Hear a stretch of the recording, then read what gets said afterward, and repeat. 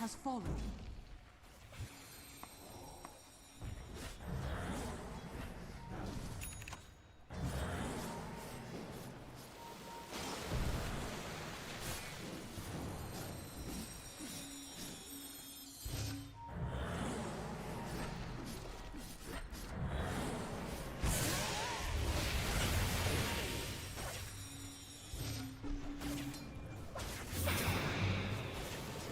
Fortnite man going to get X marked, sent up into the air by the torrent, and brought in by the death shot. This could be a great kill if they can find it, but he is so darn tanky.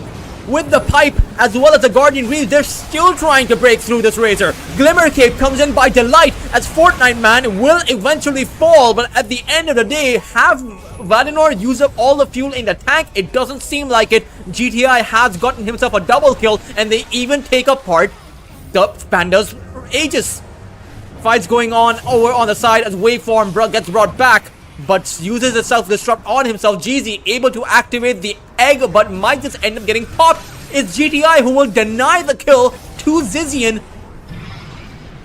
or deny the kill away from Winter Bears, but Zizian was able to get the kill on Stoic. It's still 3 losses, but Valinor showed quite the teeth in that fight.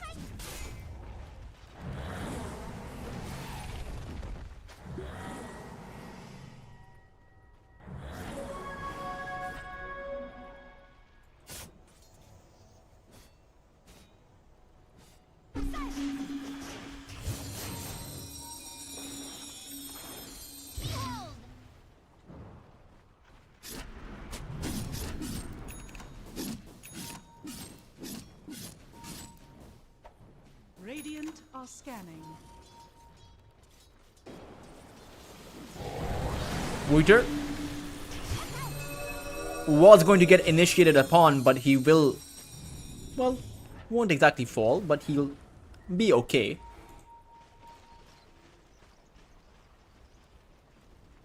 Dire are scanning.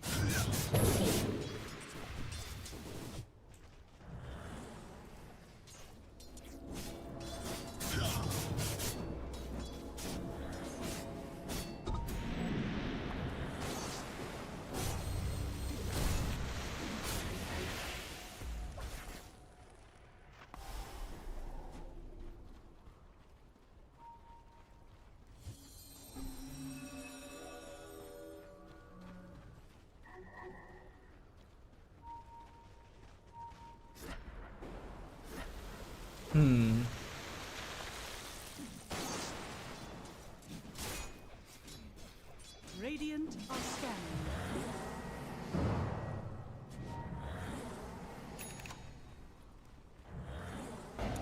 Zizian.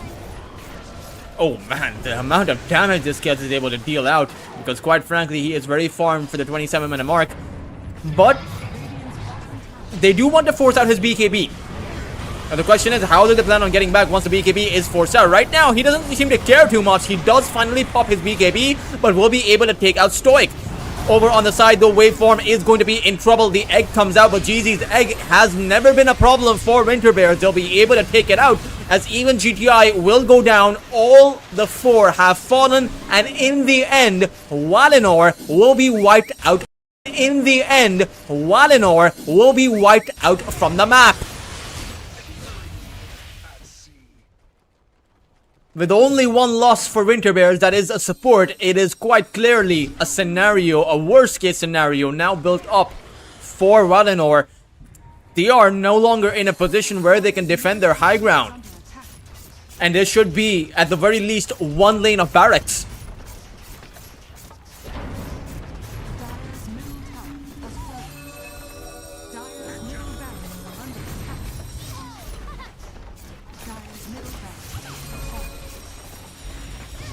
Dire's middle barracks has fallen.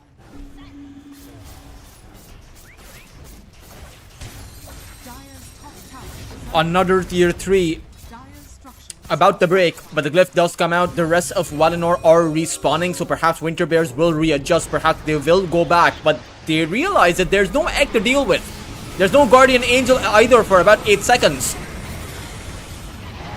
However, Zizian does not have his BKB either. Raptor Dance comes out, giving a nice, fair amount of lifesteal to Zizian. However, he is going to fall. Delight has gone down too. So the rest of Winter Bears, they will have to disengage. Panda will distract GTI from the easier target. Will get steering changed, but in the end, Panda can escape quite easily.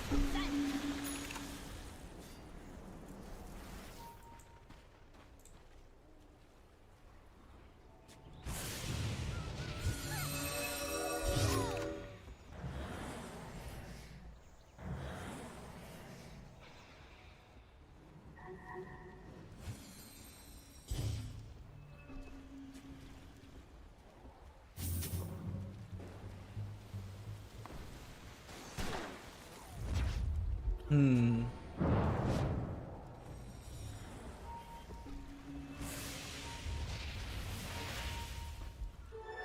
are scanning.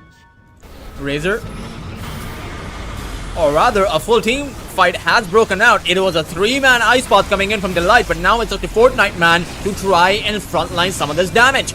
He has been successful so far. Stoic has gone down. The rest of Valinor are unable to close any kind of a gap. The macro power is setting the stairs on fire, and once again, GG's egg may not do much. It is going to go down. Panda with the amplified damage rune jaunts over to that high ground. Sauron is going to fade away, and it will be Wither disrupted from waveform. In the end, Valinor will still lose a fight. This time around, they couldn't even get a single target. In this game, it looks like Valinor are standing on their lost legs. Hopping on one leg, rather.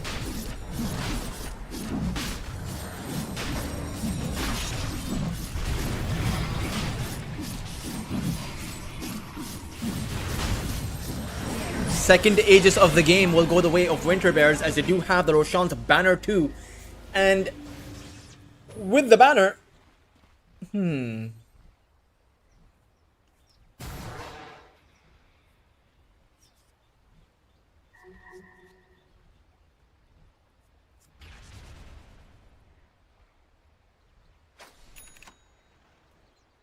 Dire's bottom tower is under attack.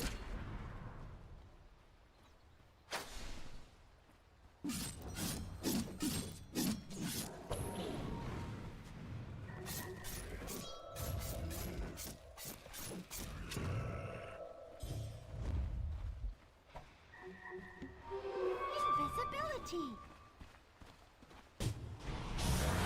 waveform going in with a disruption. Sauron once again caught out, and this time around he will simply melt. I do not think this is going to be a game where Sauron will have the same kind of impact as he did with the Faceless Void. It just simply seems impossible. Fortnite Man with the BKB, despite of only being on about 30% HP, does not seem bothered by it. In the end, he realizes that Valinor, they are just desperate at the moment to get anything done.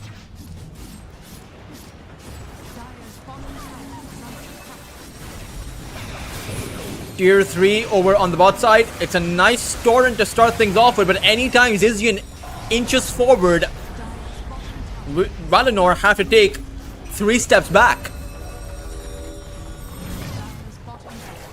The barracks are going to fall whether or not Valinor are going to realize it. And there's nothing they can do about this. The only question is how they start a team fight. Wither will send out his ghost ship waveform, able to force stop himself away. GG's egg once again going to get blown up as Zizian is on the front line against the 3, and Valinor are the ones who are getting pushed back. They will drag Zizian into their fountain by that torrent, as Zizian gets sent up into the air, but the fountain was not poking him. He will be able to activate the BKB and just run back. Disengage for now, because Winter Bears, they got what they came for, and they don't need to press the issue any further. Wither though?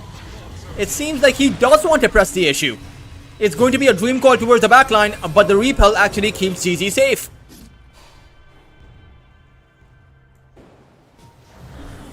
And I think at the end of the day, Winter Bears are not going to exit this position. They want to go for the last remaining tier 3 barracks over on the top lane. I can't tell if Panda is playing around with Valinor or if Valinor are playing around with Panda, because it just seems like a game of cat and mouse, but Jerry is overpowered in this version of Tom and Jerry. Are under attack.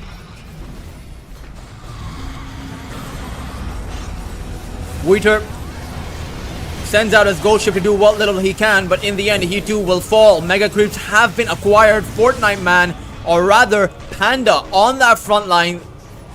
Every single time Panda shows up, they have to fall back. As Winter Bears, they might just exit the base now. Wheater did buy back, so they Valinor are playing with their full 5. But Winter Bears, they don't seem to want to go anywhere. They will actually now go for a play on towards GTI, who will have to activate his BKB. But the question is, honestly, how do Valinor fight back? Honestly, it just seems like a game of poke and disengage from them. No real concerted effort, because I kind of think that even if they were to throw everything they had onto Winter Bears, it may not be enough. Stoic will come in with a buyback after being bursted down. Just every single one of these heroes get bursted within the first few seconds. Sauron still has the Whale Demonic Purge, comes out as a oh man, the Kez just blows up Sauron, so now Valinor have to play without a carry. But even as their carry falls, Wheater will realize how folly of a game this is. The comeback is simply impossible. With Winter Bears 39 kills up, 39,000 net worth up, they are going to be the ones to take this second game and will be forcing Valinor to a game number 3. Oh man, this game was, I believe it was playing out the same way. The only difference was the fact that Valinor didn't have, you know, the silver lining. They didn't have that hard carry that can 1v3, 1v4 entire lineups, right? The Faceless Void can do that, and that's what Valinor had in the previous game. This time around, they had a Morta. And they couldn't provide the protection to the Morta because they simply couldn't provide the protection to the rest of their lineup. The Repel had to be used in ways to protect their support sometimes, to protect the Omni Knight himself, to protect the Ember, and it put the Morta in dangerous spots. And honestly, even the damage output was not enough. This Morta was 10,000 net worth behind the Kez, so you can't expect Sauron to be able to do as much. Valinor, though, they can readjust, perhaps change their draft a bit to suit the meta more. I do think the support Omni Knight, it in theory sounds really nice, but there are better ways to achieve it. I think through those adjustments, maybe Valinor can actually fight back. Let's see who comes out as the winner of this very feisty best of 3 over at EPL Europe, as we will be resuming with this best of 3 right after a short break.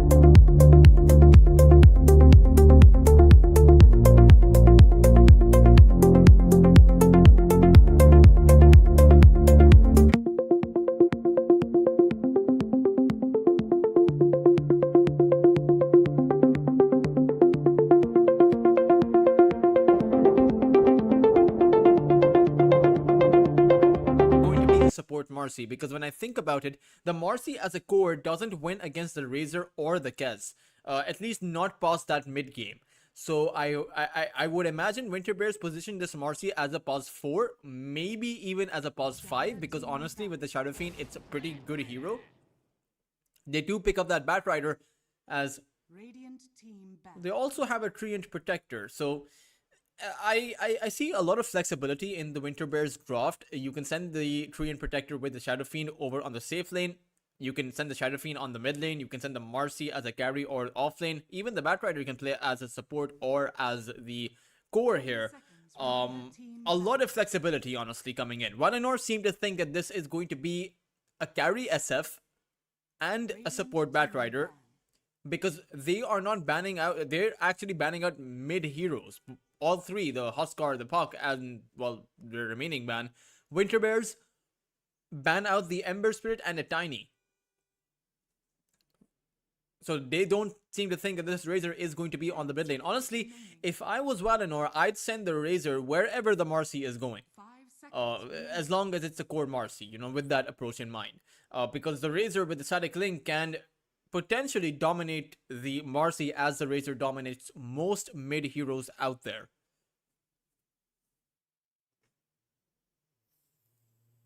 Dire team pick. Radiant Valinor team pick. ban out the Storm. Winter Bears pick up the Invoker. Oh, it's going to be one of Panda's Invokers. This is going to be a very interesting game, because honestly, I have seen Panda play on the Invoker and he has one of the best Invokers out there. Valinor, with their 5th ban, or rather, with their 5th 10 pick. seconds remaining. 5 seconds remaining. Let's see who they're actually going to go in for.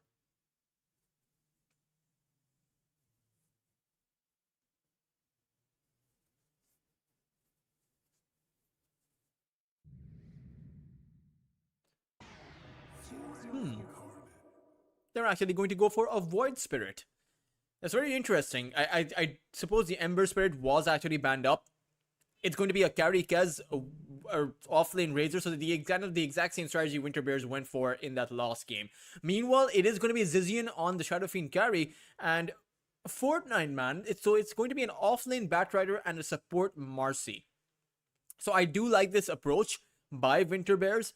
I think both of these two teams are pretty good at their drafts, because all the previous 2 games I did think that it was an even draft. Even in this game, I seem to think that it is very much an even draft, dependent on how these teams played. In the end, Panda is coming in with a lot of control.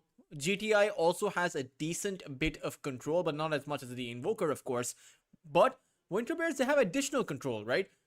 The pick-me-up facet from the Marcy with the Rebound and Dispose, the Treant Protector with the Overgrowth, the Batrider with the Lasso, even the Fear from the Requiem of Souls from Zizian. It is honestly a whole lot of control for the Kez and for the Razor, so I do seem to think that Winter Bears, they'll have the easier approach to the team fight, whereas Valinor, they may have some overall, may have more overall damage, especially with the Razor, when the Razor and Kez combine heads, as Winter Bears demonstrated in the previous game. If they're able to actually catch the Invoker or catch the SF, those are the 2 most valuable targets to go in on. If you're able to take them out, I think the rest of the team fight becomes a whole lot easier. But the pathway, the opportunity to actually take the Invoker and the Shadow Fiend out is not going to be ever present. So you're going to really have to think of, try to outplay the opponents if you're going to be able to take out the Invoker. Whether or not that happens, I'm really not sure, honestly, because Panda, he showed us what he can do on his Grandmaster heroes. He was level 30 with the Puck, and honestly, he obliterated Valinor with his Puck. And even now, he's playing the Grandmaster Invoker, so he may as well dominate in this game too, unless GTI, who has been the difference maker, at least in one of the 3 games today. Good set of shots coming out by GZ, however, I'm not sure if they have the better team fight at the level 1 mark.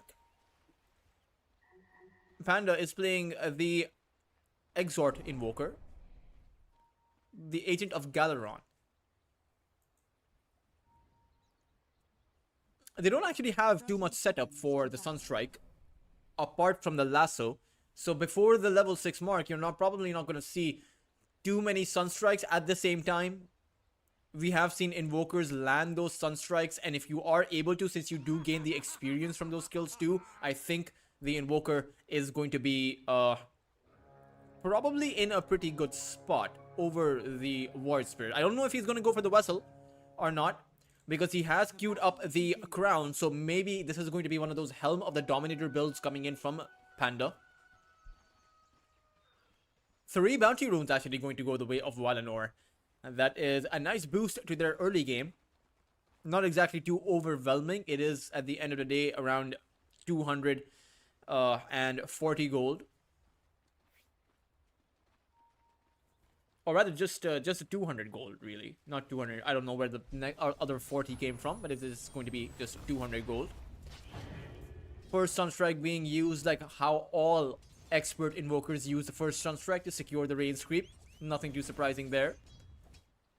But over on the top side, this is where things do get interesting, because you are playing a Razor and you have the Tusk, so you can use the Snowball with the Static Link, as well as the Shards. If the Shards do land in a good position, your Static Link gets even more potent, because it's a struggle to escape from, the blockage of those Shards.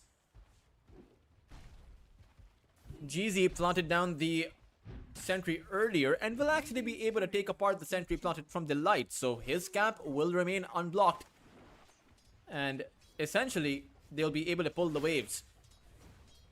Zizian's survival is going to be interesting. I mean, sure, you do have the living armor, you do have the slows coming in from Delight, but you do have that Snowball, which, to be fair, doesn't really care about those slows. So it's all a question of whether or not you can get on top of the Shadow Fiend, and I think we're going to see that past the level 2 or maybe even the level 3 mark.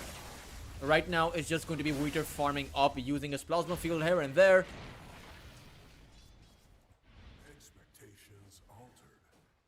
GTI doing pretty well on the mid lane so far. 8 lost hits. Panda only has about 6 CS. I wonder what build GTI will go for. Is it just going to be, after the Vessel, of course. Is it just going to be the Aghanim Scepter for the additional silences? That is the way to go about it, in my opinion, when you have this much control on the other side.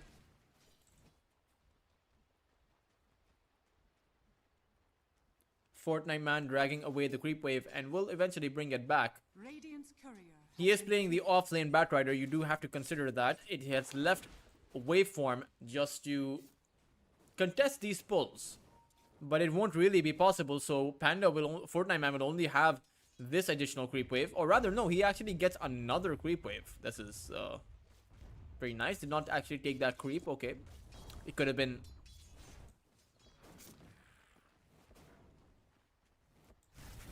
Oh, topside, Zizian. There's those shards. A lot of damage coming in from that tag team, but not enough to actually take Zizian out. It was a teleport coming in from Waveform, as he will be the one to actually confirm the first blood. Winter Bears, despite of that being Valinor's move, I feel like Winter Bears were fully prepared for that to happen. They realized that the Shadow Fiend is a vulnerable target in the early game, and they realized the potency of that Tusk plus Razor combo. So Waveform is probably keeping a very close eye on that top side, and I think that the communication is spot on by Winter Bears.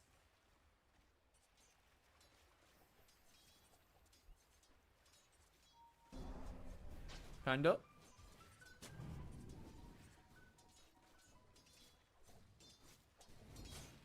Still okay for now.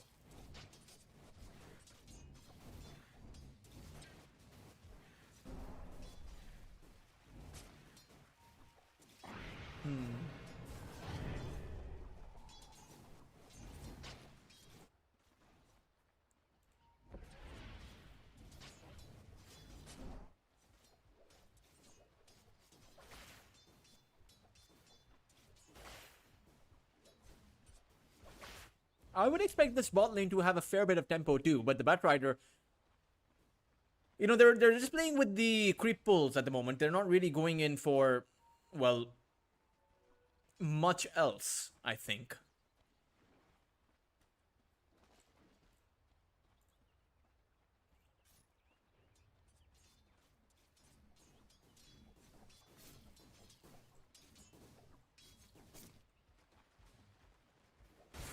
Wooter. Another plasma field being used. Snowball also comes out, but the living armor has vanished, and Zizian this time around will not have waveform for that safety. Teleport is going to come in, but in the end, Zizian will go down. It might just be a trade, though. It is going to be a 2-for-1. Winter Bears, even this exchange is not too bad for them. Sure, they do lose their SF, but at the end of the day, they take apart both the offlane heroes.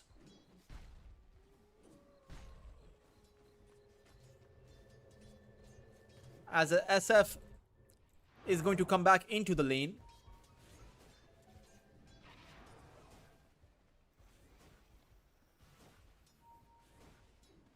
Is it going to be yet another move?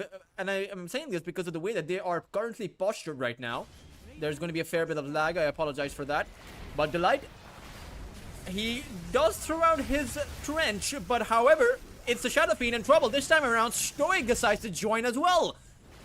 Zizian is going to go down, and this time around, there is not going to be a trade. This time around, it is going to be Valinor who will rip apart Winter Bears on this top side. Waveform has nowhere to go. His rebound and his dispose are going to come off of cooldown. The only question is, well, there's no question really. Waveform will drop. It's going to be a Stoic through the gate to end up with a triple kill. Dire's top tower is under attack. So it did require a fair few adjustments to be made, but man oh man, that was quite in one very one-sided way a big advantage, as even Panda GTI picks up a solo kill. Winter Bears quite clearly are not going to have the same kind of tempo as they did in that first and second game. This will be Valinor perhaps even on the advantage. As I say that, GZ does go down towards the top side. Wooter Plasma Field is going to clip the light, so it will be a trade.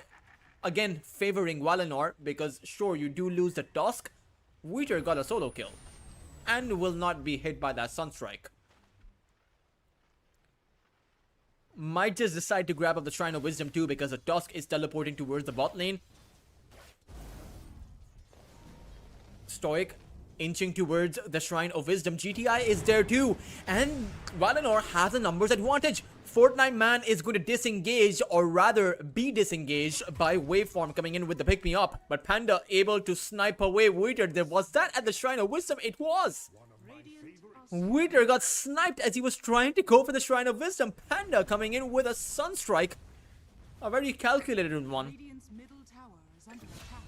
However, Dire's bottom tower is under attack. bad turns to worse on these side lanes as Stoic picks up yet another kill. This Warlock is kind of out of control. Is under attack.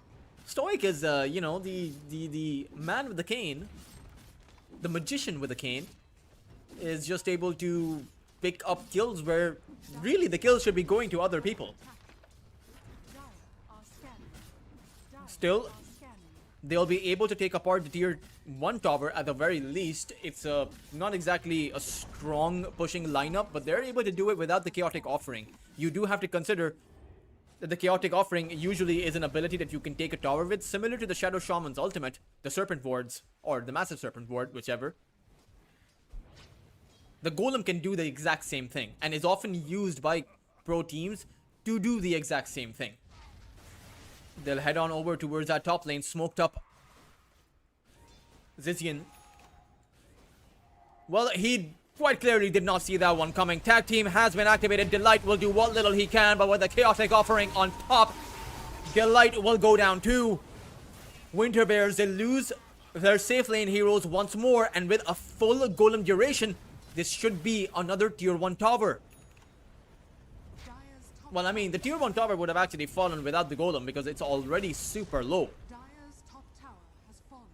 And Valinor's own towers are very healthy. Tier 1 towards the top side, not having taken much damage. Tier 1 towards the bot side has actually not taken a single point of damage.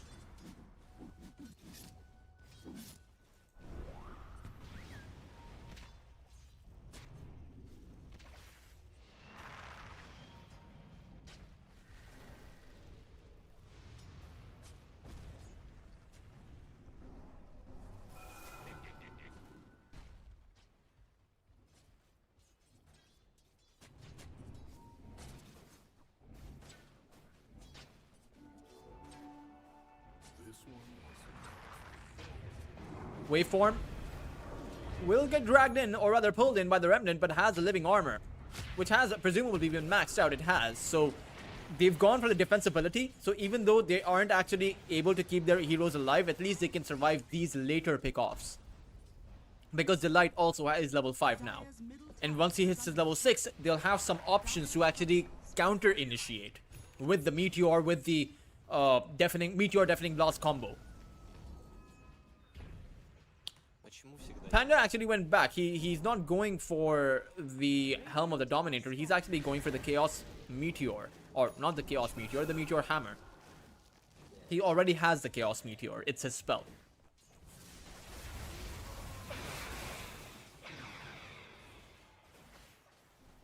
Zizian farming away for his Dragonlance. This is going to be a rough game for the Shadow Fiend. He is down to about 4,000 net worth. He's actually at the bottom of the barrel as far as the cores go. In fact, the Warlock, who, Stoic, who has been having a phenomenal game, is close to the Shadow Fiend's net worth. Lasso? It's hard to control GTI with that when you have no more damage coming in. I mean, Panda is playing the off-lane Batrider, but he needs some follow-up. Maybe a Sunstrike, maybe a Chaos Meteor, maybe, really, at this point, anything.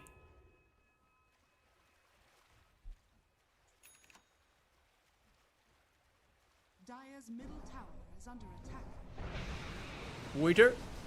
Well, there's a Meteor Hammer as well as a Sunstrike. It will actually clip the Razor, but the Snowball comes out. It will not be enough thanks to the Ice Wall. Panda, playing that down to a T, knew what exactly would happen. Now, they do lose their Treant Protector on the side over on the mid lane, and they do also lose a tier 1 tower, so it's still not an even exchange. I do think Winter Bears get the better of that exchange. It's just the space that Winter Bears have now lost that is of big concern. You can tell just how aggressive GTI is playing. Lasso is not available, and I feel like GTI realizes this. Sauron is also going to come in to help, but GTI, he's losing quite a lot of damage, HP. He will actually go down, and the Requiem on top. Sauron will get bursted down, and Stoic will fall too. Winter Bears, I've been waiting to see Winter Bears actually fight back, and they demonstrate that their capacity to fight back is actually quite high. For Valinor, that should be a big wake-up call, because honestly, GTI was overextending past the tier 2 in the middle, between the tier 2 and tier 3. Really, you have to give Winter Bears some, a high amount of respect, because at the end of the day, when you make a play like that, you are going to get punished. And Winter Bears were able to punish Valinor without the lasso, without the overgrowth.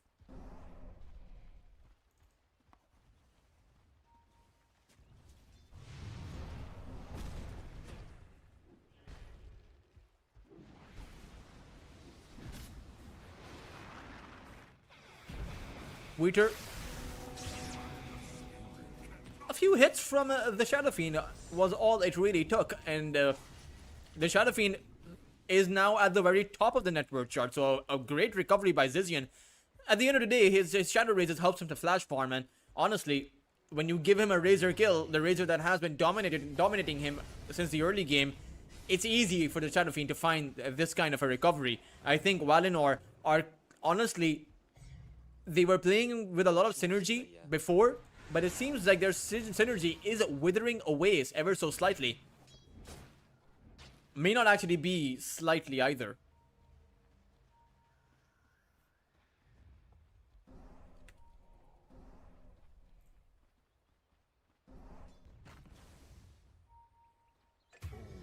Oh, Jeezy goes down. Those are 5 consecutive kills that Winter Bears have been able to acquire. And even Wheater, he thinks the static link is going to keep him safe, but it's on the wrong target.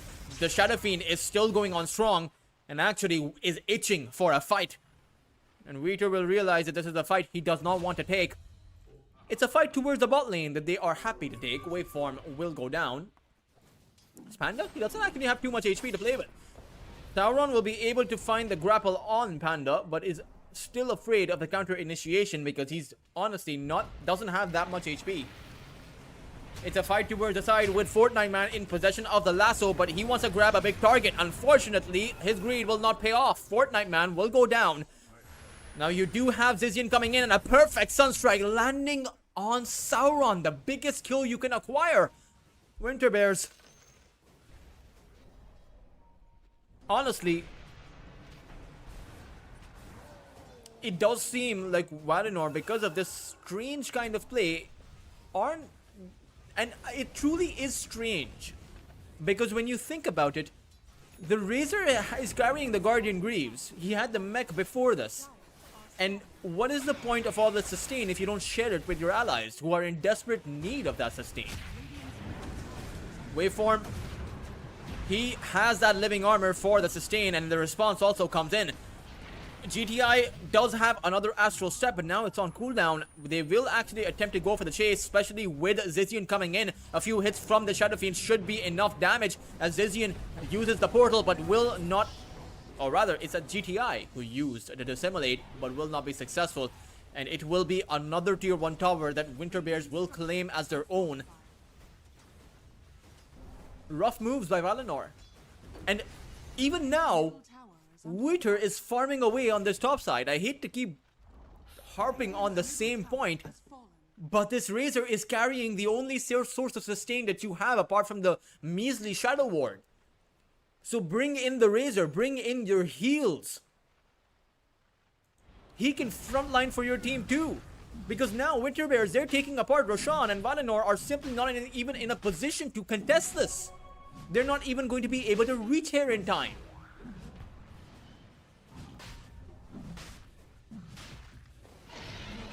Aegis in the hands of the Shadow Fiend.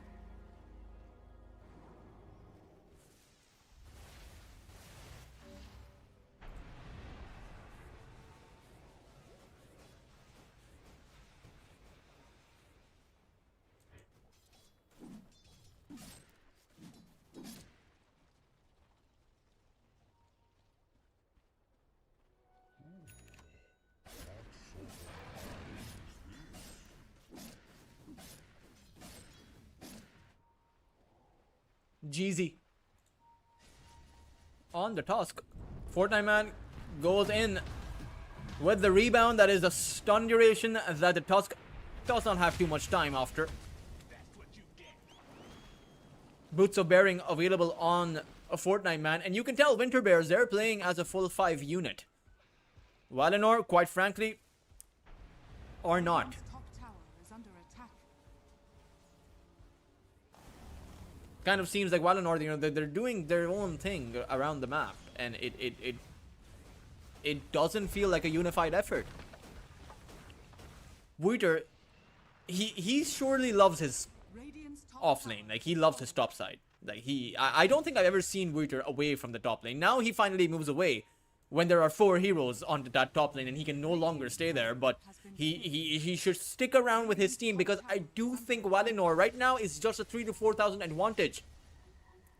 Valinor can fight back. They have the means to be able to do so.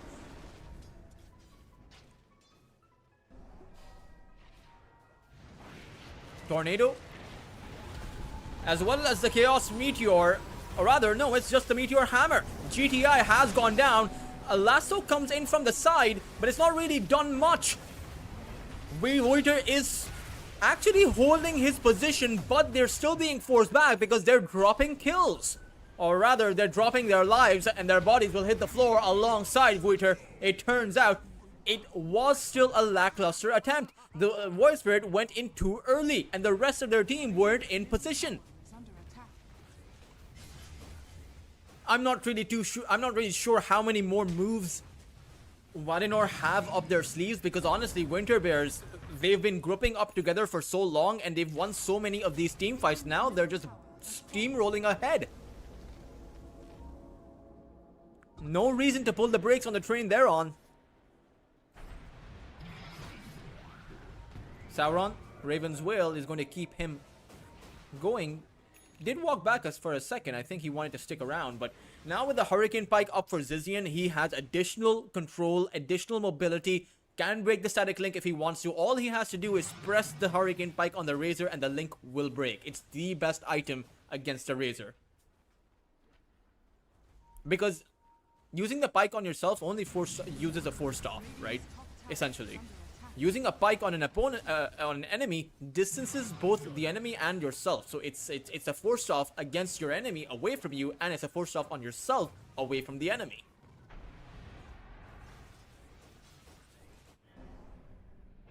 Fortnite man with the blink dagger. It was revealed in that last fight. It's about to be revealed again as they do find GTI. Tornado is going to miss. As Fortnite man, he was holding on to the lasso. I'm assuming it's because they think there's a counter initiation in place. They're not wrong. However, they will go back in. And before GT can come in with the snowball save, GTI will go down. However, Fortnite man will lose his life. It's Zizian though, he's in the midst of it all. And he's still holding on to his Requiem because quite frankly, he doesn't even need it. Winter Bears will wipe out Valinor.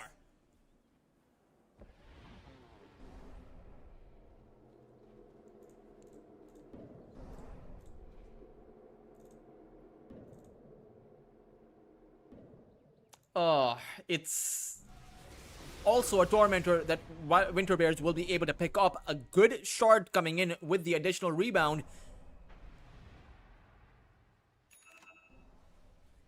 And the damage increase. I mean, honestly, 360 damage is quite a bit on the Marcy.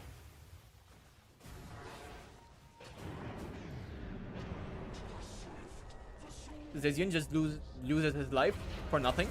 But he has that second one. Another response actually comes in, or rather, it was a semblance of a response. They will go back.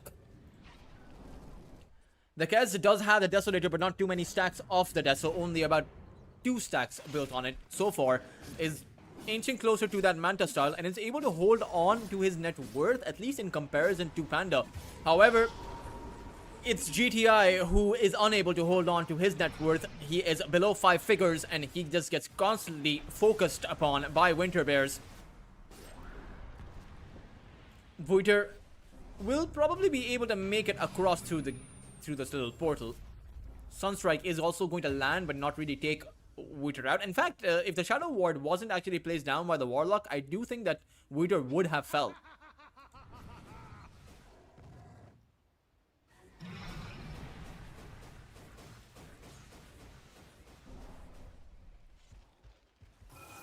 Radiant's top tower is under attack. Radiant structures are fortified.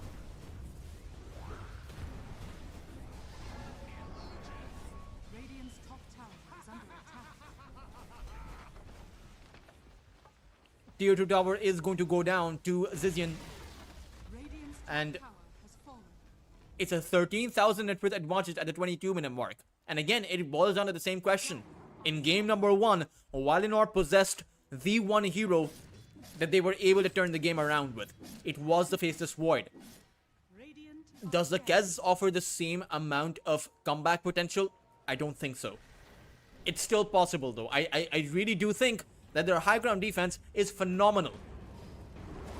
But GTI may not be there for that said defense. Sauron does go in. The Chaotic Offering also comes out, but the Overgrowth comes in from the light. They're going to hold the rest of Valinor in as Zizian comes in to dish out the hits and will be successful in doing so. They have ripped apart both the Kez as well as the Tusk. Even Voiter is going to face that Sunstrike coming in from Panda. Radiant's bottom Valinor.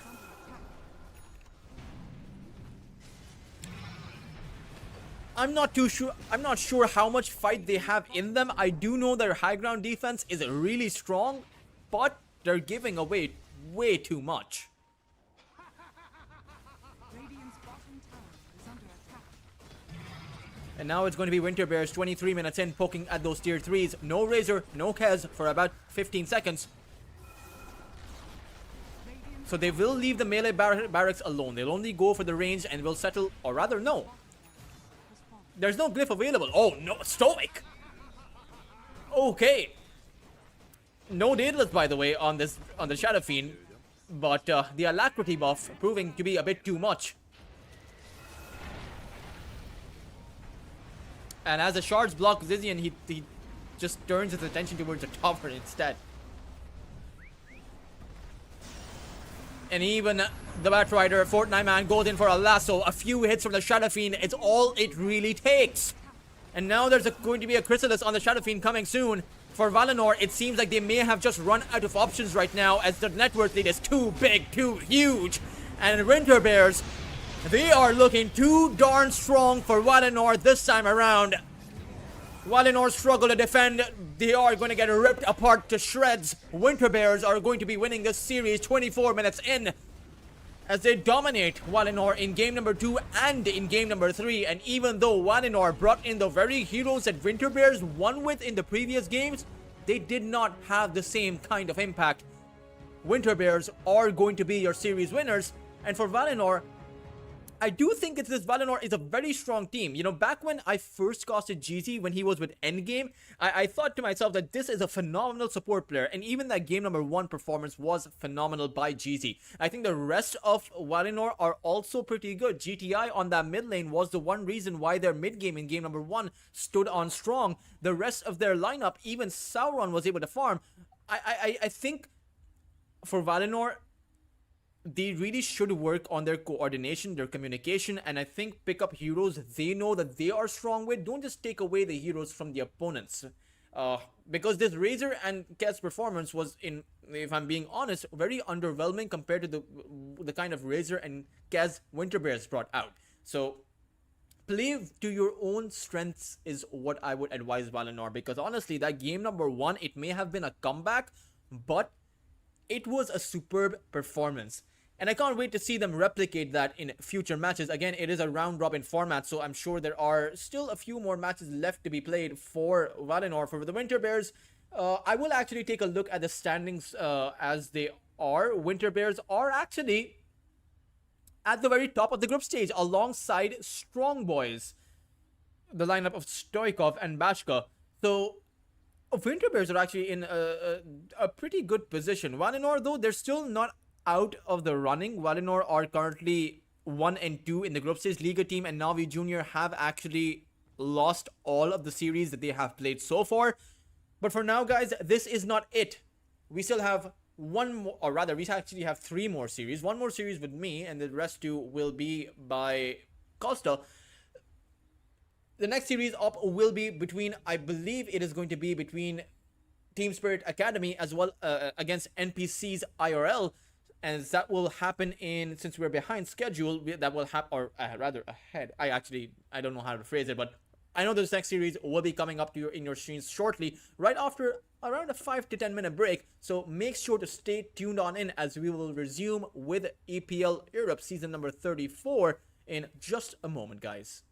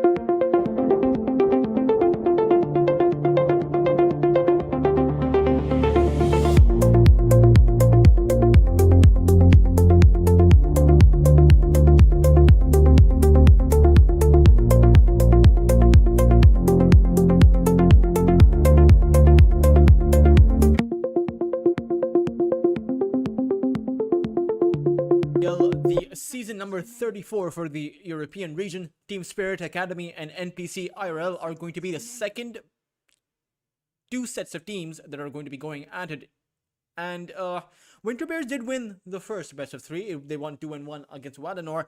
Team Spirit Academy, again, a team that is very new to the stage, yet a team that has a win already under their belt, at least in this current season.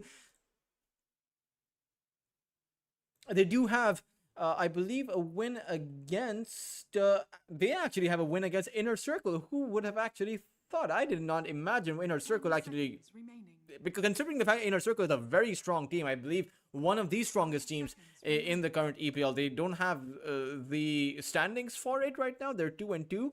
But let's see if Team Spirit Academy can actually come out with another win. They did lose to Rune Eaters, who are in the 5th place position, but NPC IRL, this series is going to determine whether or not they can actually stay in the group stage and make it to the playoffs, or if they're just going to be eliminated from the tournament entirely, because they are 0-3. They desperately need a series win if they want to continue their run. So this is going to be very high stakes for NPC IRL. And I wonder if they can get the job done. Now, they are playing against an academy squad that is constantly improving day by day. Team Spirit Academy, let's take a look at their draft. They do pick themselves up that IO. Now, it doesn't really, I really don't think it's going to be a core IO, right? They have the Batrider and the Timbersaw. Those two are most likely going to be the core heroes. NPC IRL, they have the Queen of Pain, the Mars, pretty basic heroes, right? The Ringmaster, the hero supports, Mars off lane, Queen of Pain on the mid lane. So they're not actually coming in with flex potential. They have essentially revealed where their heroes are going to go. It's going to be the question of the carry for NPC. Meanwhile, Team Spirit Academy, they're thinking that NPC were inching towards a Kez, but they're not exactly I mean, they could have gone for the Kez against the Timber, but considering one of the Kez's, one of the strong suits of the Kez is that since you can burst someone down, the IO becomes easy to deal with. But the Lasso is obviously going to always be a great spell against these kind of glass cannon carries, like the Kez, like the, for example, the Phantom Assassin or a Drow Ranger, stuff like that. Dire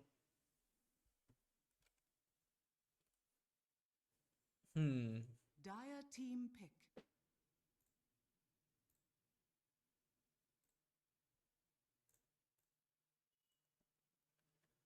Team Spirit Academy ban out the Ursa as NPC IRL. I keep slurring on the R. I think I have I don't think I do have a slight lisp, which I have worked around, but 5 seconds remaining. NPC, they do have some reserve time available, but they're not going to go for it. They're immediately going to just pick up a Beastmaster. So this is going to be an interesting game. I remember the first time I costed Winter Bears, ironically, they played a Beastmaster on the on the carry position. And there are more teams out there that are willing to play the Beastmaster on other lanes apart from the off lane. For example, we've all seen Tai Lung on that mid lane for Heroic, who has had phenomenal performances.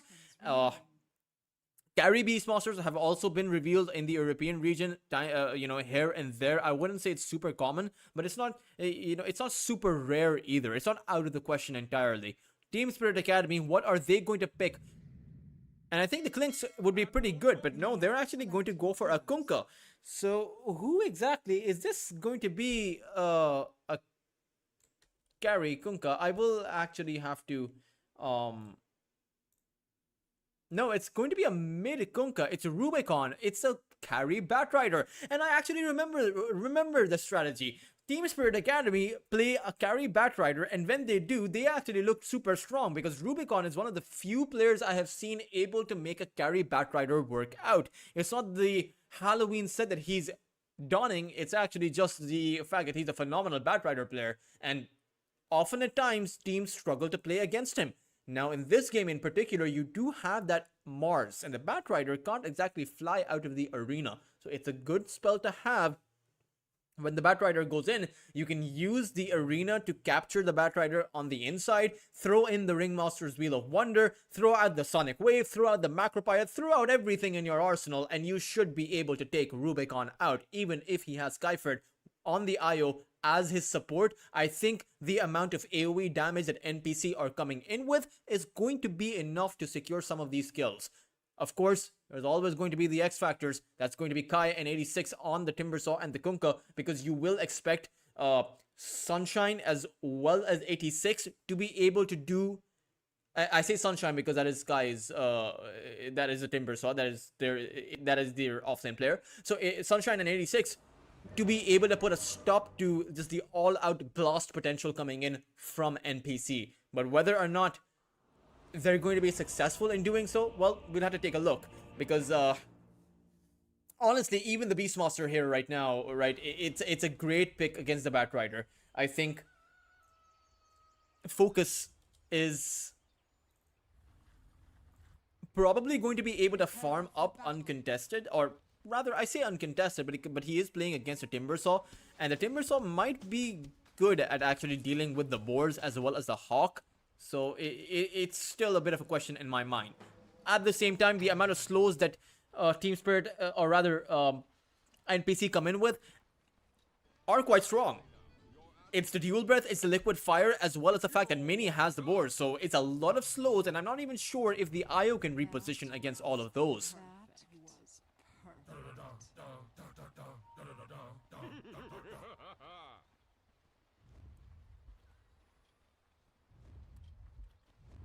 I just realized the logos are not up on the screen, so I'll need a few minutes, but I should be able to come up with the logos and insert them from my end. Hopefully there's not going to be an all-out engagement happening, but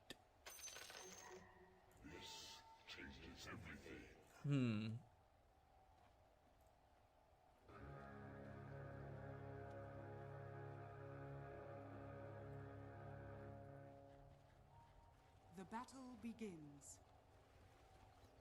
should just be 2 and 2 bounty runes each, right? Yeah, it's going to be Stormy and Mini who will pick up the bounty runes. And is it Mini, as in the X5 player Mini? I'm still curious. I am curious about that. Does say X5 Mini though.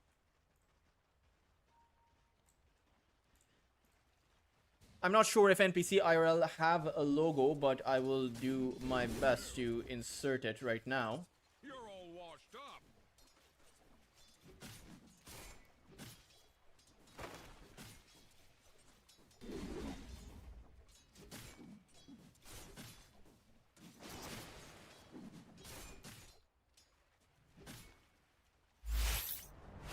Well, at least one of the logos are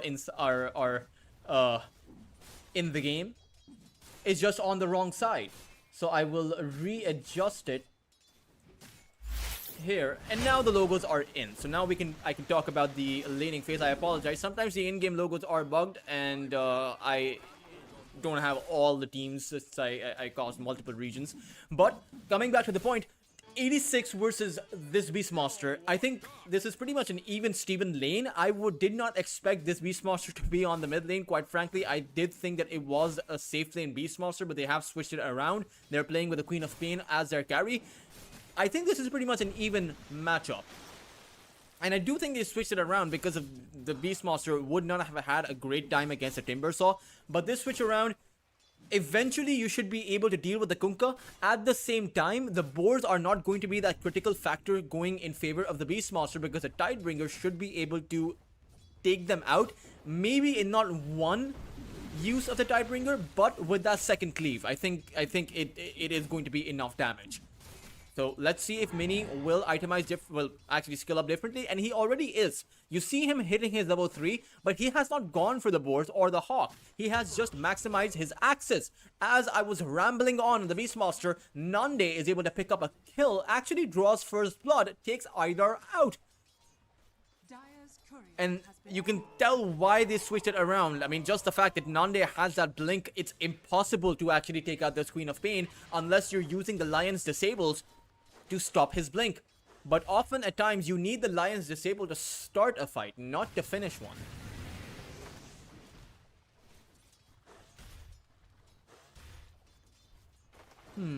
Jakiro plus the Queen of Pain, this is such a risky lane, especially for Idar. I mean, any single time this Lion is actually trading with Nagato and he will never win that trade, I think the Lion just gets jumped by the Queen of Pain. I think Nande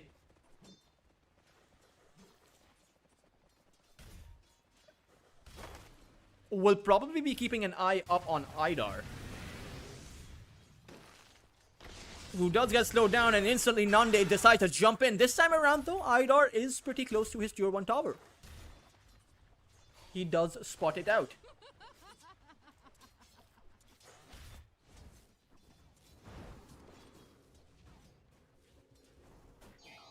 Kaifert, as well as Rubicon. I mean, this is what Rubicon likes to do with the Batrider. Slowing Stormy up and able to take him down. Rubicon ending up with a kill on the offlaner. This is going to be a rough lane for the Mars. Already, you see his last hits struggling. 11 CS on this Mars. And his struggles are only going to continue because there is no way. I know I spoke about the arena, but that's in those team fights, right? In the laning phase, there is no way the Mars wins against a Batrider and an IO with the sustain. It's just simply impossible. You bring in the Ringmaster, maybe with the Jakiro coming in through the gate, it might be enough. But that's a very big maybe.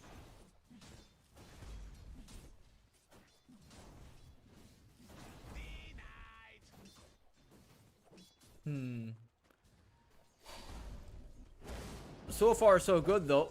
I mean, Stormy is able to recover on his last hits, at least, well, for a few.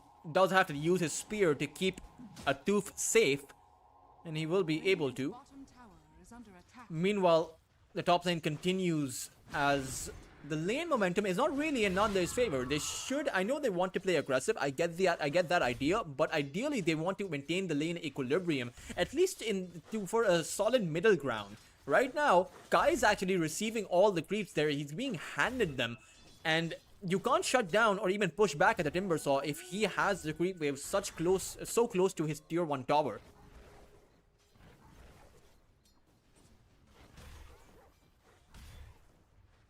Your admiral is on board.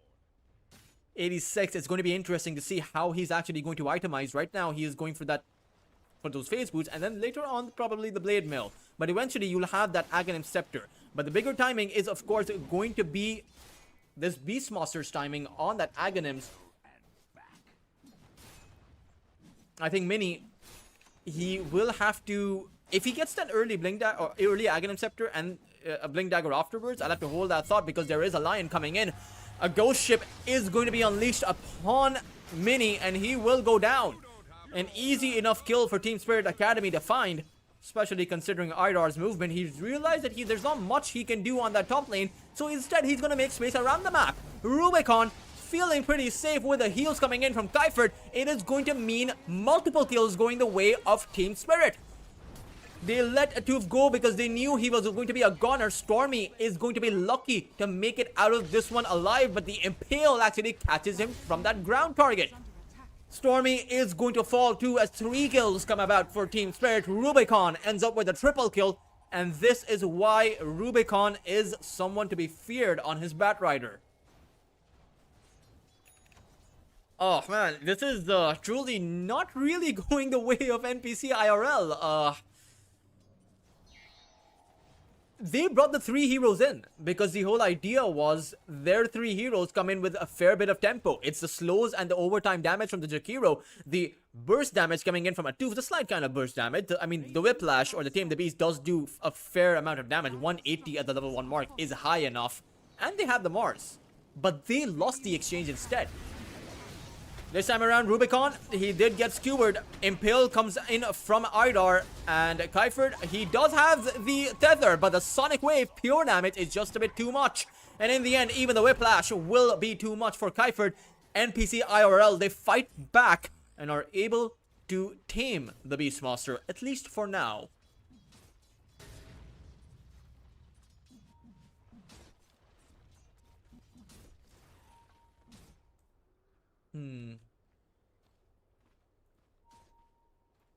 It did take Nande stepping up away from his carry position leaving the Timbersaw free to farm away on that top side. So Kai will have an impactful game as the rest of these two lineups clash, or rather, I said collage for some reason, clash on this bot lane. I was going to say collapse, Radiant's but then bottom tower is under my mouth and my brain did something weird. They misfired upon each other. is under attack. You do have the liquid fire, but Nagato, ideally you want to be level 5 when you start probing these towers with your liquid fire. Because a level 5, when you level 3 liquid fire damage is quite a lot. Atuf, he's being chased by Idar. Now the Kunkka was thinking about making his way here, but they will actually let the rest of Speed Spirit deal with Atuf. In the end, this Ringmaster will go down. Rubicon is just, he's just moving around. And that itself is pushing back at NPC. However, Nande, he takes out Kai. It was with the help of the Jakiro, so no multiple cores needed. Not really multiple cores. 86 does have that vessel on him, so it does seem like the Queen of Pain with all of that carry farm. Nande went for the vessel instead of any other item like the Blade Mail or the Kaya. Jakiro will be brought back. Nagato will not be able to teleport away, and with Idar here, it should be a guaranteed kill. 86 will at least be able to acquire a bit of something, if not the Queen of Pain, then a support. I think that's pretty much fine with the rotation. Tower is under attack. Dire are scanning. Dire's top tower is under attack.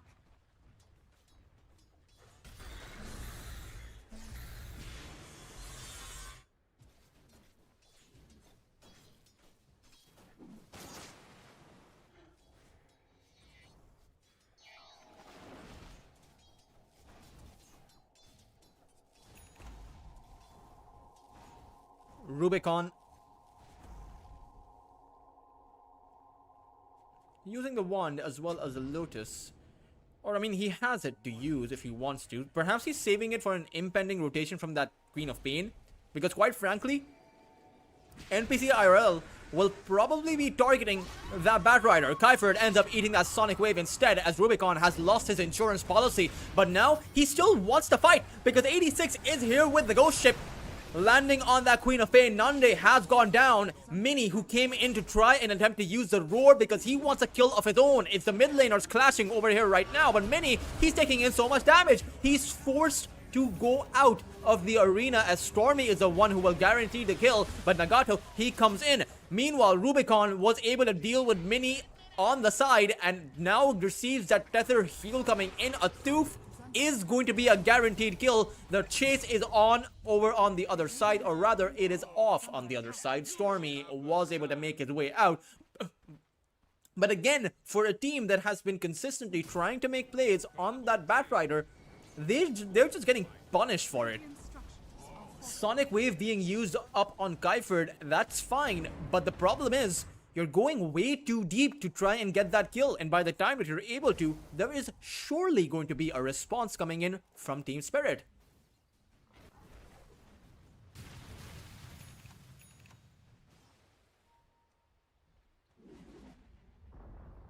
Dire's top tower has been denied.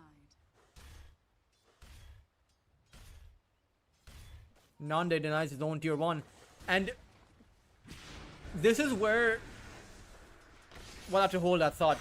Nande might just be dead. He is. I will come back to the point now.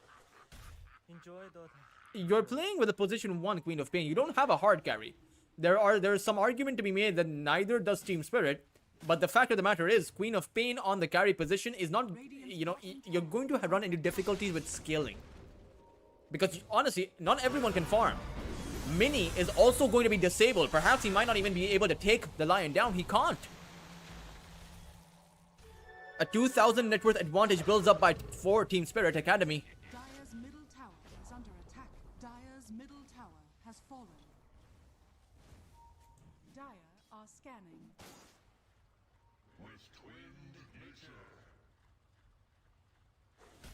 This is looking a bit rough.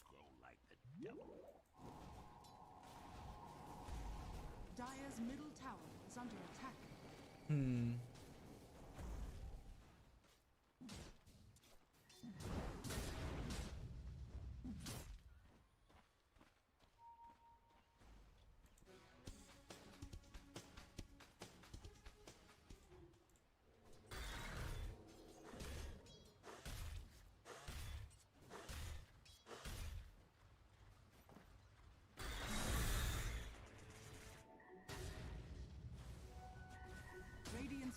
bottom tower is under attack. Radiant are Tier 1 tower being probed. But there's a response that's going to come in. Atoof is going to realize it firsthand as he gets bursted down. Stormy may have the arena, but he does not have the HP to actually unleash it. He will go down. It's going to be NPC who will collapse. Nande throws out his Sonic Wave to do what little he can, but in the end, it will not be anything. For Team Spirit, who are now on a 6,000 net worth advantage. NPC. The last time I tower is under attack. commented it over one of their matches, they were playing against Monkey Business. And they did do pretty well. They may have lost that series 2-1, but I actually think Team Spirit Academy have massively improved. Because I costed Team Spirit Academy when they first started out as a team, when Team Spirit brought their academy roster into it. And they struggled to win anything. They struggle. I mean, they were just getting stomped left, right, and center. But this is quite the pleasant surprise. This is actually looking like a team that might be a very strong tier 2 to tier 3 contender. Might be able to go very far in EPL, in some of the other tier 2 to tier 3 circuits out there, if they're able to improve at this pace. Well, naturally the improvement will slow down as you tend to hit a ceiling, but you're probably going to be able to get there a lot faster than most other teams can, because, you know, VP Protege, Navi Junior, Team Spirit Academy, these rosters do have a lot of backing, a lot of potential to improve, because they have a roadmap for it.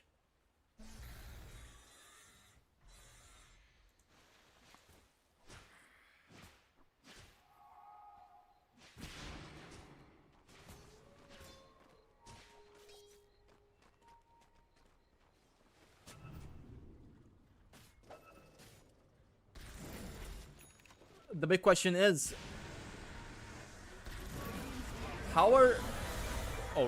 it's a Idar going to fall, but into the neutral creep. Kai is also going to get bursted down, and I wonder what Team Spirit were doing here. I suppose the idea was that they can come in with a reload, but I think the Lion was a bit too over-ambitious with his positioning. Sutu with a Timber Saw, I mean, you don't have any survivability, you have a Kaya, but the Shadow Strike at this point, this is the position 1 Queen of Pain, so he has more experience than anyone else. More experience than if Nande were to be on the mid lane. And so the level 4 Shadow Strike has more than a 50% slow. I think it's 55%, between 50 and 60. And his slows are honestly a bit too much. Stormy though does fall towards the mid position. There's the reload that Spirit were looking for. However, towards that top side, 86 is in trouble too. He will go down, a very big pickup for the side of the Dire. But NPC, they have to disengage. Rubicon will not allow a Tooth to teleport away. He had the lasso. Ideally did not want to commit it, but is not going to be too unhappy about using it either way to be able to snag a kill. And has that BKB. So all of this magical damage that NPC had, it's not going to do much for about 9 seconds. Nande needs to be very careful. He cannot get disabled by that Lion. And he has, in fact, decided to blink in. That may have been a mistake. Stormy does unleash the arena, but it's only going to turn into a graveyard for his own mid laner. Batrider Nagato will not be able to teleport away. NPC trying to match the tempo, but honestly, their heroes cannot, because their Beastmaster quite clearly is not ready or willing to take a fight.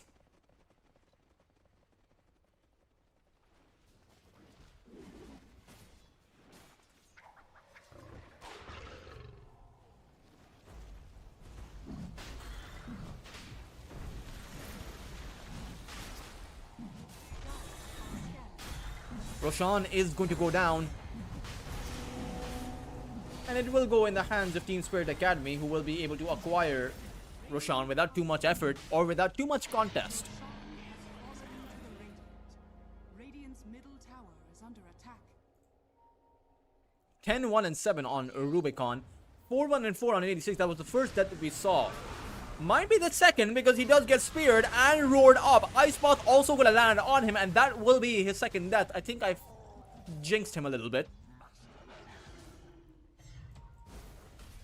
Kai is 3, 2, and 5. Tower is under attack. Radiant structures are fortified. Of course, the KDAs of the Dire side are not going to be as impressive as Team Spirit Academy's, because the scoreline is quite literally 2-1, slightly more than just 2-1. Rubicon is in with the Orchid. Wheel of Wonder does not actually land on top of him, but Rubicon realizes there's no roar, there is no Wheel of Wonder, and that he will at the very least, be able to acquire one hero. But maybe they want to go back in. Stormy, he's thinking about it. He's gonna go in with an arena. It's a play for Kyfer. They want to drop the IO first and then turn their attention towards Rubicon. But he has that PKB, so what exactly was the game plan for NPC? He's just simply going to turn it around, a monster kill streak for Rubicon, and even Kai will take apart that Beast Monster.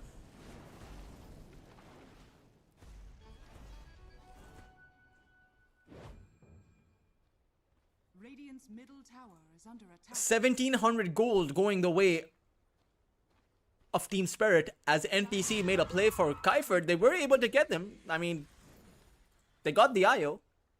You know, I suppose the objective was achieved. I'm sure they thought they could have done more. But you need to keep an eye on this BKB. I mean, you knew he had it. So you knew there was a BKB that was going to be popped. So what then was the game plan? Honestly, when I thought they were going to go in with the arena, I thought they'd skewer Rubicon. I thought they'd disable him from ever being able to pop his BKB. But even then, he had the Aegis. So honestly, it kind of felt like that play was doomed from the start. Nande, there's a lasso available. Escape Act is going to come out from a tooth. And the Wheel of Wonder is going to give Nande some room to maneuver. However, 86, he was waiting for that X mark as well as a torrent. As Team Spirit Academy, they're on a 10,000 network advantage, and they seem to be barrel rolling all over NPC.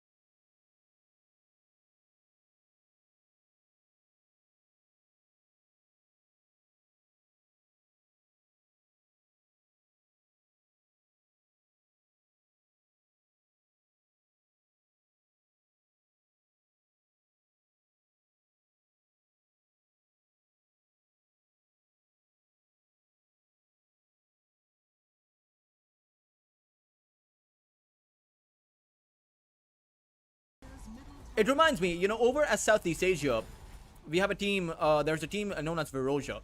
CJ is their carry player. And his Meepo is feared by every Southeast Asian team, including the prospective Tier 1 Southeast Asian teams, right? I have seen Veroja, costed Veroja, in fact. I hosted the Plus Slam 6 close qualifiers, and Veroja actually managed to qualify. Their Meepo was banned every single time. And that reminds me of Rubicon's Batrider. It's these players that, you know, are just unbeatable on certain specific heroes. I would not imagine the Batrider to be, you know, a player's specific niche hero to be unbeatable with, but it is there. Another relocate play, escape hack comes in, but Nande does not have a BKB. He is silenced down and will be brought down.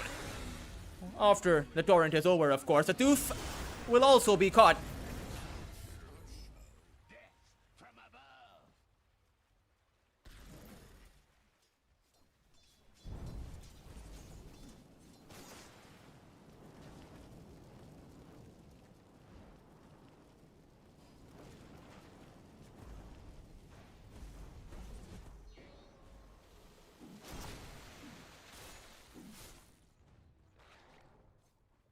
Dire are scanning.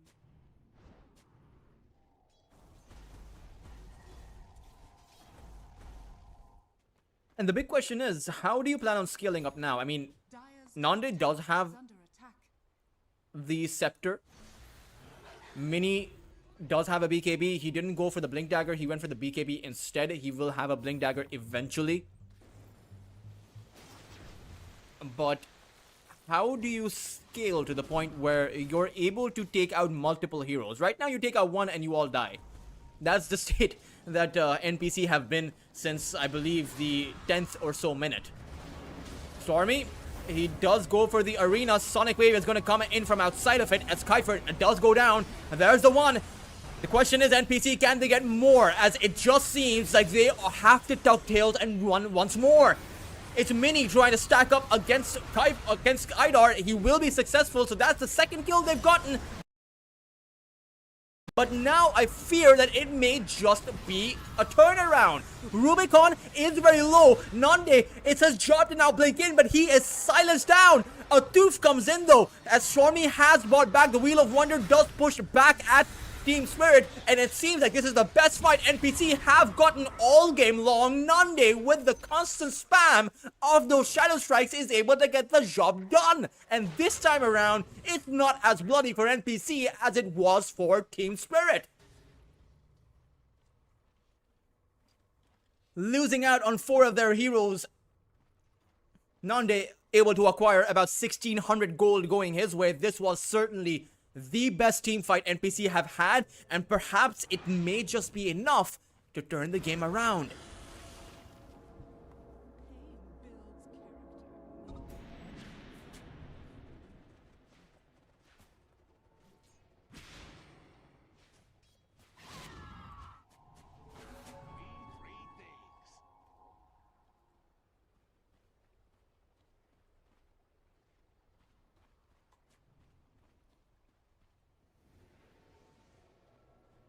They have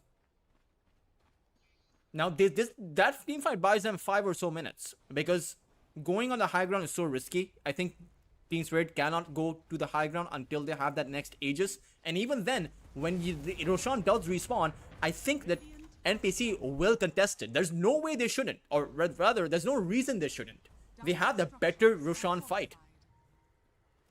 They have the Sonic Wave, the Arena, Macropyre, Wheel of Wonder, Roar with a BKB on the Beastmaster. So, quite clearly, they have everything in their arsenal to have a better Roshan fight.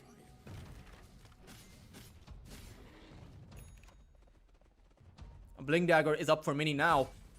And in a scenario where you're able to jump Rubicon or maybe even the Kunkka, perhaps this time around it will be Spirit who get wiped. Of course, it is very hard to actually get that done, because if you do roar up Rubicon, Kaifert can relocate him out. So I feel like a target always has to be this IO. But he is positioned towards the side of the pit there. As NPC, they are going to come in. It's going to be Nande who jumps in first. Wheel of Wonder sent inside of the pit. The response comes in. Stormy comes in with an arena. Actually captures the IO as well as a Timber Saw. And can they take Kaifert down? They have been able to, but Nande has dropped without using his Sonic Wave. K is out of the fight as the IO buys back and relocates in. Mini will go down, and in the end, it will still be NPC who collapse.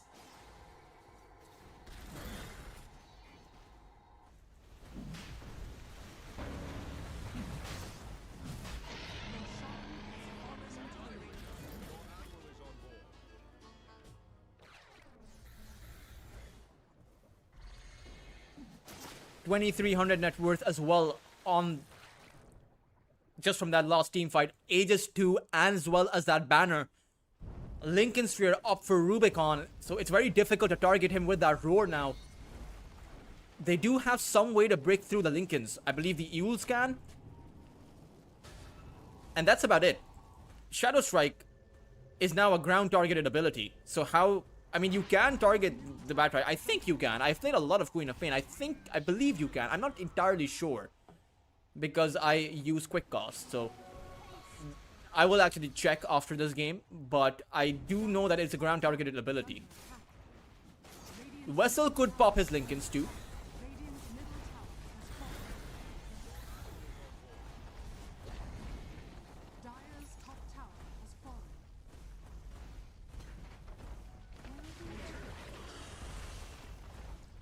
Tier 3s being broken apart. The barracks are not going to be defended. It seems like NPC will let that go, but the question is, how many will they let go? Because with 3.5 minutes on that Aegis, it doesn't really seem like Team Spirit are going to go anywhere. Tower has fallen. With Kaifer's heal coming in from the IO, Rubicon can station himself on this high ground indefinitely.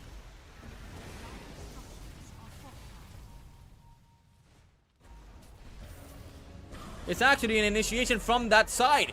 It's a Wheel of Wonder being sent out as well, but it has not hypnotized anyone. It just does now. Idar has gone down, but it's already a trade. It's a buyback coming in from Idar as he is going to make his way back into the team fight. Kaifert has gone down too, and the rest of NPC, they aren't looking particularly healthy. Stormy will go down, Nagato too, and the Rubicon will grab up Mini and bring him down. A buyback coming out from Jakiro, but he will realize that he doesn't actually have a team to support any longer. Nande is going to be sent up into the air once more as he has been all game long, and this time around, he may be able to blink out, but no, even then, he can't do anything.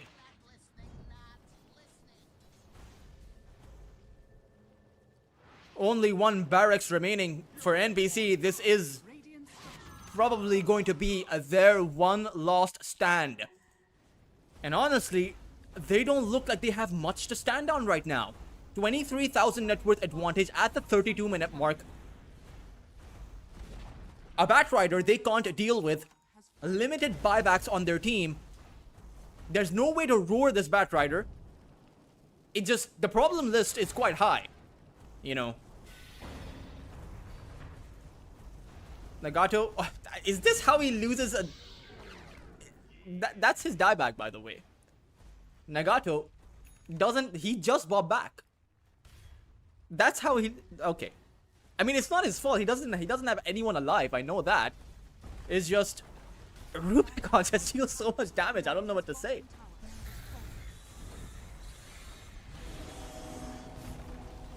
The Lost Barracks is going to be dealt with.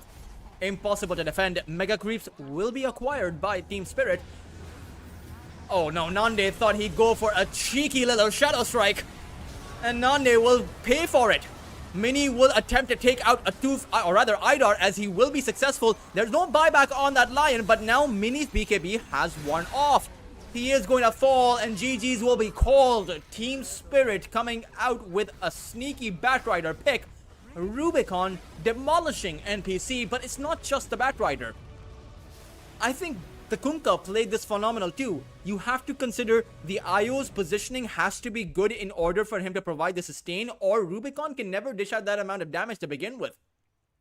The Timbersaw, the Lion, clipping the Queen of Pain in those positions, finding the initiations, finding the right jumps. And for NPC, I think they overcooked themselves with the draft. I think initially when they had the plan for a Beastmaster carry and a Queen of Pain on the mid lane, I think that probably would have been much better. Or although I don't really know, this kind of hindsight is very difficult to judge by, but quite clearly something needs to change, and I think it starts off with a ban on a hero that's, whose initials start with a B. Just ban Rubicon's hero. Ban out the Batrider. I'm not saying that, you ban out his Batrider, you'll still win, but at least you'll have a shot. If you know someone is a specialist, take out his hero. That is what the bans are for. For NPC, I wish them the very best of luck, because honestly, one game separates them from continuing their run. I mean, they'll still play their last series. It is a round robin, but one game, essentially the next one, will separate them.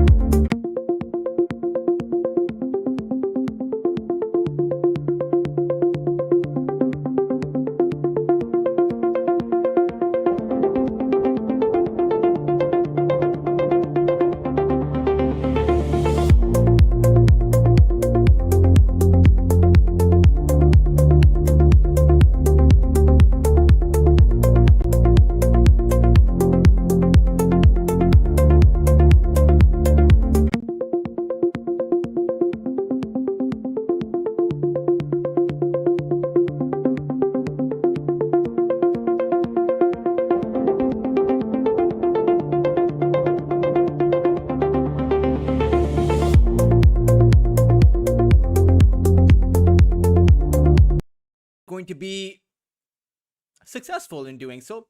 Probably will be, considering the kind of tempo the rest of the hero bring. I mean, this is honestly a very strong graft coming in by NPC. At the same time, Team Spirit do have a lot of control themselves. At the end of the day, NPC will be playing an axe against potentially a razor, because if I was Team Spirit right now, I would be thinking about flexing this razor towards that top side against the axe. I'd flex the Wind Ranger around, maybe send the Wind Ranger towards the mid lane, play through that way. Team ban. Because the Wind Ranger can do okay against the Viper. I think when with the Wind Run, you can dodge away a lot of the poison attacks. You can actually fight back against the Viper, something that Razor can't do. Now, it all just depends on where the Viper is actually going, because NPC can play a mid lane Tiny. In that case, it doesn't matter who you send on the mid lane. Razor and Wind Ranger are going to be Dire equally team ban. okay against the Tiny. Slaughter actually being banned up by NPC IRL.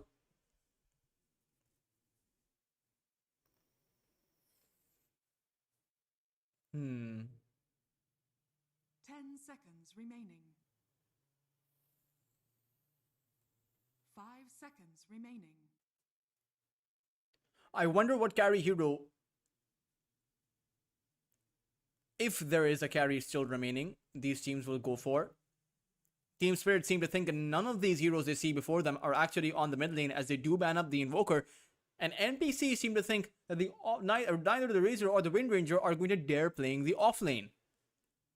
Now, they might be right, and the Slaughter would have actually been a great pick for Team Spirit. But I'm wondering what other offlane heroes Team Spirit can actually go for. Something to frontline and something to build up the auras, because quite honestly, their lineup is incredibly squishy. Maybe the Centaur is the hero they have to go for. The Stampede should allow them to disengage and also initiate if they want to, can build up some decent auras, and survives against pretty much any safe lane carry. Apart from the Viper, I do think the Viper is actually just overall overwhelmingly strong against most offlane heroes out there. Primal Beast was another hero that I was thinking of, but NPC, they ban it out completely. But Team Spirit, which mid hero are they going to take out if it's going to be a mid? I personally think NPC have a mid laner already picked up between the Tiny or the Viper. But if you wanted to ban someone out, maybe the Ember Spirit would be high up on the priority list. I think just the Searing Chains, the build up for the Viper and the Axe to run in, or even the Chains to hold someone down for the Tiny to come up with a toss or an Ice Path. Honestly, the Ember Spirit seems absolutely perfect for NPC if they want to play a mid lane hero as their fifth pick.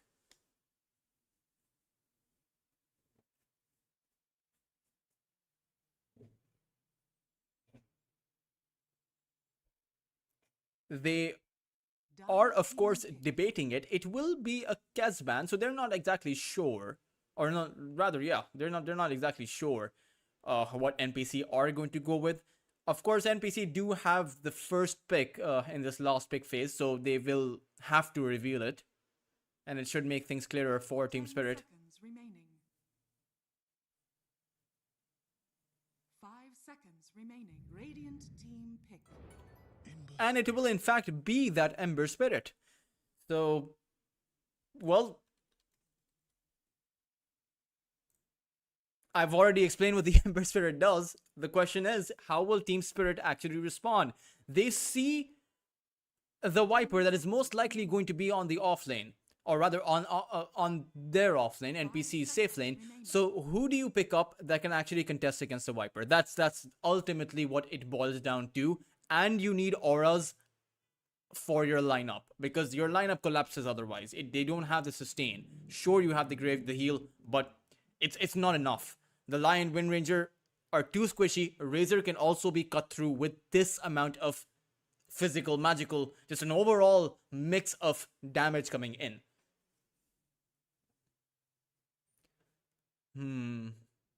I think all roads lead back to the Centaur, if I'm being honest. It's not ideal, but it kind of has to be done, right?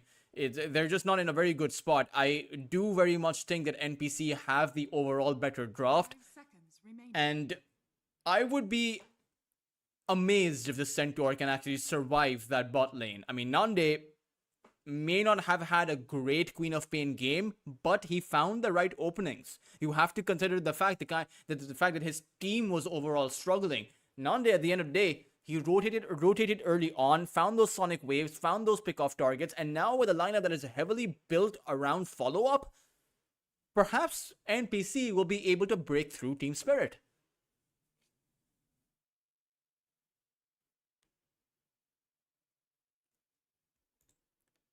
We will see if that is going to be the case.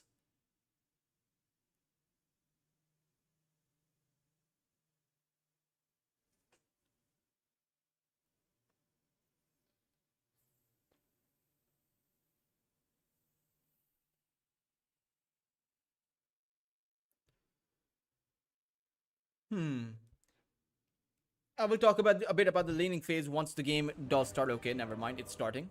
And I will adjust the logo once I see if Team Spirit actually have their logo in the game or if they don't.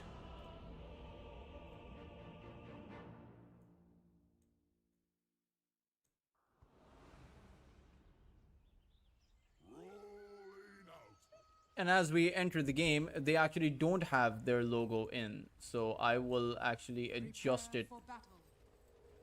right now a bit to the left so that you guys can see the logo in all of its glory. Now, it will be Rubicon on the Wind Ranger, and it will be Razor on the mid lane. So the Razor does dominate the Ember Spirit, if I'm being, if I'm just theorizing in my mind and out loud to you guys. But there's nothing really the Ember can do to stop the Razor from using the static link. Sure, you can drop the steering chains down, and it has overall more damage now with the recent letter patch, but the duration is still not that high. Oh no, a doof. He's gonna run into a gank, and with the poison touch stacking up on him, that will be the first blood drawn by Kai. Deny not really happening. Static link coming in from 86 towards that backline. Nande is in trouble too. They're trying to turn it around on towards 86 with the poison attacks, but Nande has gone down. A great impale coming in by Idar, and a hoof stomp coming in by Kai. Mini will drop 2. 3 kills for Team Spirit.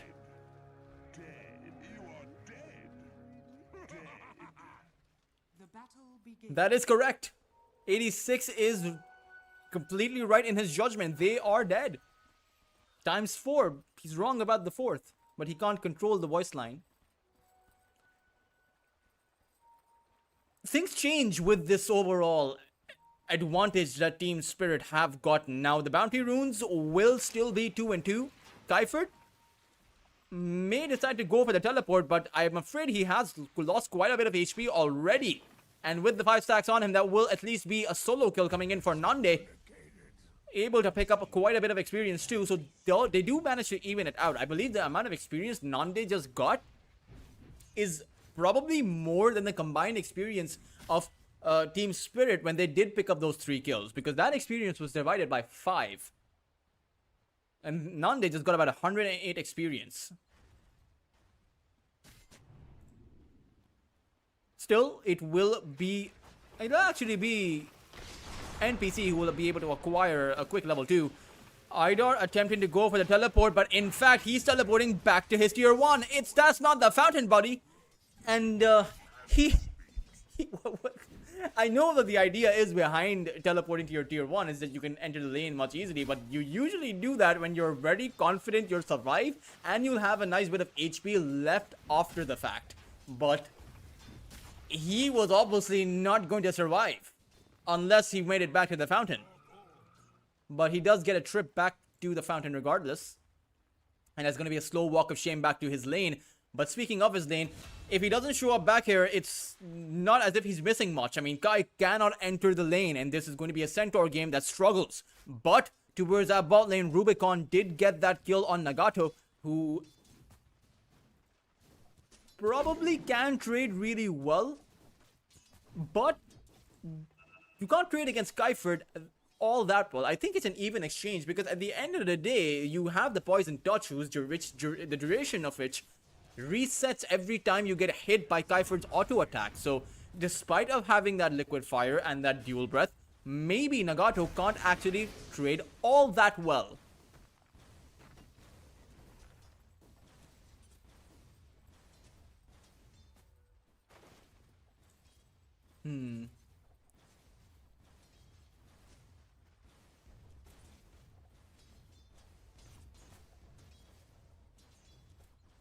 Rubicon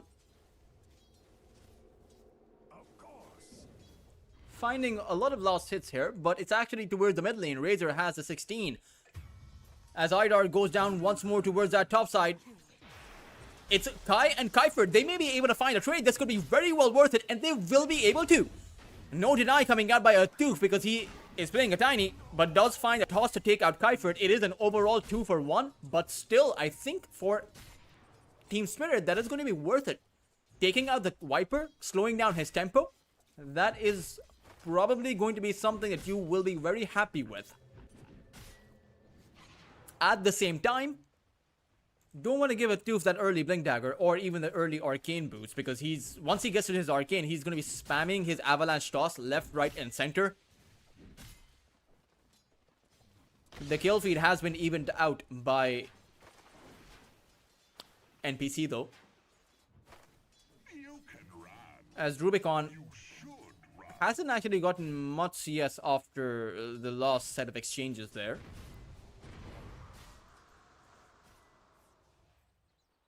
Did the Windrun actually dodge away one of the Jakiro's hits? I'm very curious to see. Was the Liquid Frost actually... Oh no, he used the Liquid Fire rather than the Liquid Frost. Okay, that makes sense.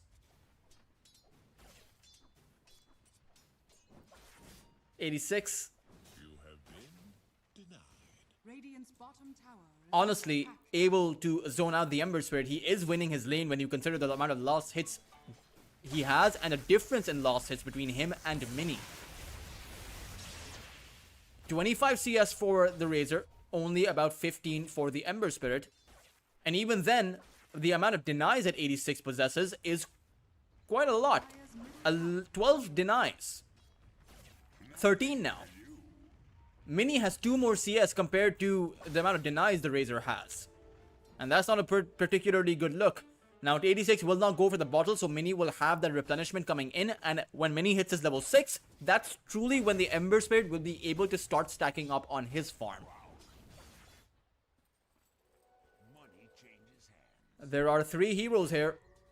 A Tooth is present on this bot lane, and Team Spirit only have the 2. A Tooth is also level 4, so has that level 2 Avalanche and that toss. Waiting for Rubicon to just step in front, but Rubicon, he's dragging the creeps away.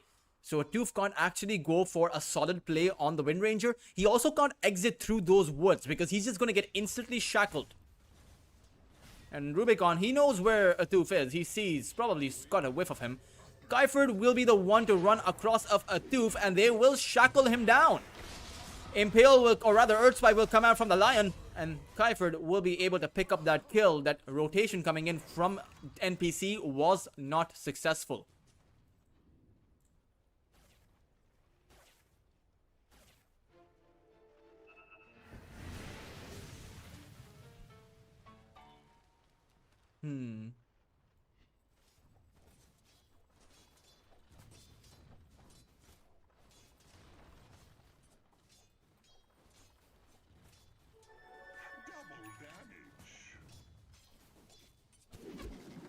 Shackle shot comes in.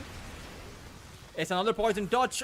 There is a Hex on the axe. Nagato, though, he deals quite a lot of damage. And Stormy, he's going on for a lot more. But the Grave and the fact that you don't have a Culling Blade, because you're quite frankly not level 6, means that it's a one-sided affair going in favor of Team Spirit. They pick up the kill on Stormy. Towards the top lane, perhaps this might be an opportunity for a kill. But 86, he's here. A Tooth will toss 86 to the Centaur. At the very least, this will mean that while NPC were thinking to make a play for the Shrine of Wisdom, it won't be successful. However, it is still a play for the Shrine of Wisdom. It's just on their side. it's going to be the Ember Spirit mini teleporting in over here, and that will mean that Kaiferd will pay for this play. And I suppose it's a worth it sacrifice, attempting to go for the Shrine of Wisdom. But he does give a kill away. Is he? Okay, okay. He's not going to be able to make it out. Okay, that's actually a pretty worth it exchange for NPC. They pick up 2 kills. Kaiferd and Idar, the support duo, actually falling, and that's more than worth it considering the fact that the Ember Spirit got the solo kill experience from him. His teammates were too far away to snag up the experience there. So Shrine of Wisdom, solo experience for the Ember Spirit, and shared experience for both the Jakiro as well as the Tiny. I think that's going to be very well worth it. I think Nagato as well as... Athuf is already level 5. He has a level 3 toss. Meanwhile, Idar is only level 4. 86 manages to pick up the shield rune, and this will mean that with the Stampede, he's very difficult to actually take down. Grave also comes in, keeping 86 safe. He has 16-1 charges, and Nande will be able to secure the kill before he goes down, but the rest of NPC are going to be in big danger. Mini will throw out his remnant, so he finds a steering change, and that will keep the rest of Team Spirit at bay. At the very least, they'll be able to pick up an observer ward, so it will be a trade of a mid laner for the carry of NPC, and that's, I think, pretty much even. Because both the Razor as well as the Viper are at the very top of the network chart. So neither team actually gains a big significant advantage at the back of that kill. I will say that NPC do lose a bit of tempo. Because while the Razor is also a tempo based hero, the Razor's job in this game, the result of the tempo being built up by Team Spirit, is that their Wind Ranger is able to come online and carry the game from there. The result of the tempo coming in from Team NPC, however, is so that their Viper can snowball. Because the Viper is the tempo-based hero and is also the hero responsible for snowballing.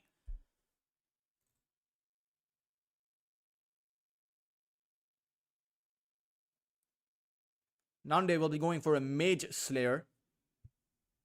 Surprising he's actually going for that in the first place. Again, there's not a lot of magical damage I see that needs to be negated. I think Eye of the Storm is physical damage. But I think the base tier is overall outgoing spell damage.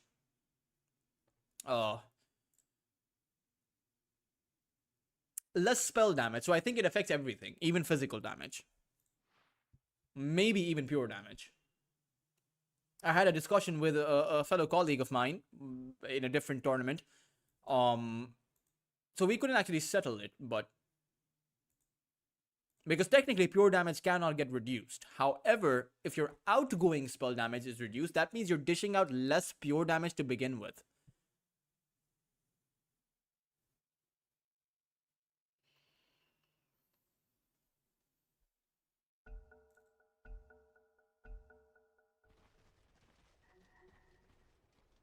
Radiant's middle tower is under attack. Nande. There's going to be another strike on top of Kai. A toss of the Dazzle on top of the Centaur, and the Dazzle will go down too. Or rather, no, he finds a heal back when he does arrive in his fountain, so he's able to stick around a little while longer. While the Centaur, he's the only one to fall, but still very well worth it for the side of NPC. They grab up the offlaner, take him down, and now they'll be able to apply some pressure on this tier 1 tower. And this is the build for the Centaur that I really do not agree with, but Rubicon, he seems to have disagreements with the axe. Focus fire enough at this point without any damage dealing items to be able to take the axe down. You do have the javelin, so the focus fire works with that too. You get overall 60 bonus magical damage. It's honestly pretty good because it's a 25% chance, so with max attack speed on the Wind Ranger with the focus fire, 1 in 4 hits will deal 60 additional damage. Radiant's middle tower is under attack. So essentially you get 60 DPS or so, right? 4 hits a second. Or rather, I think it's even more than 4 hits a second. It might just be 120 DPS per second with the javelin.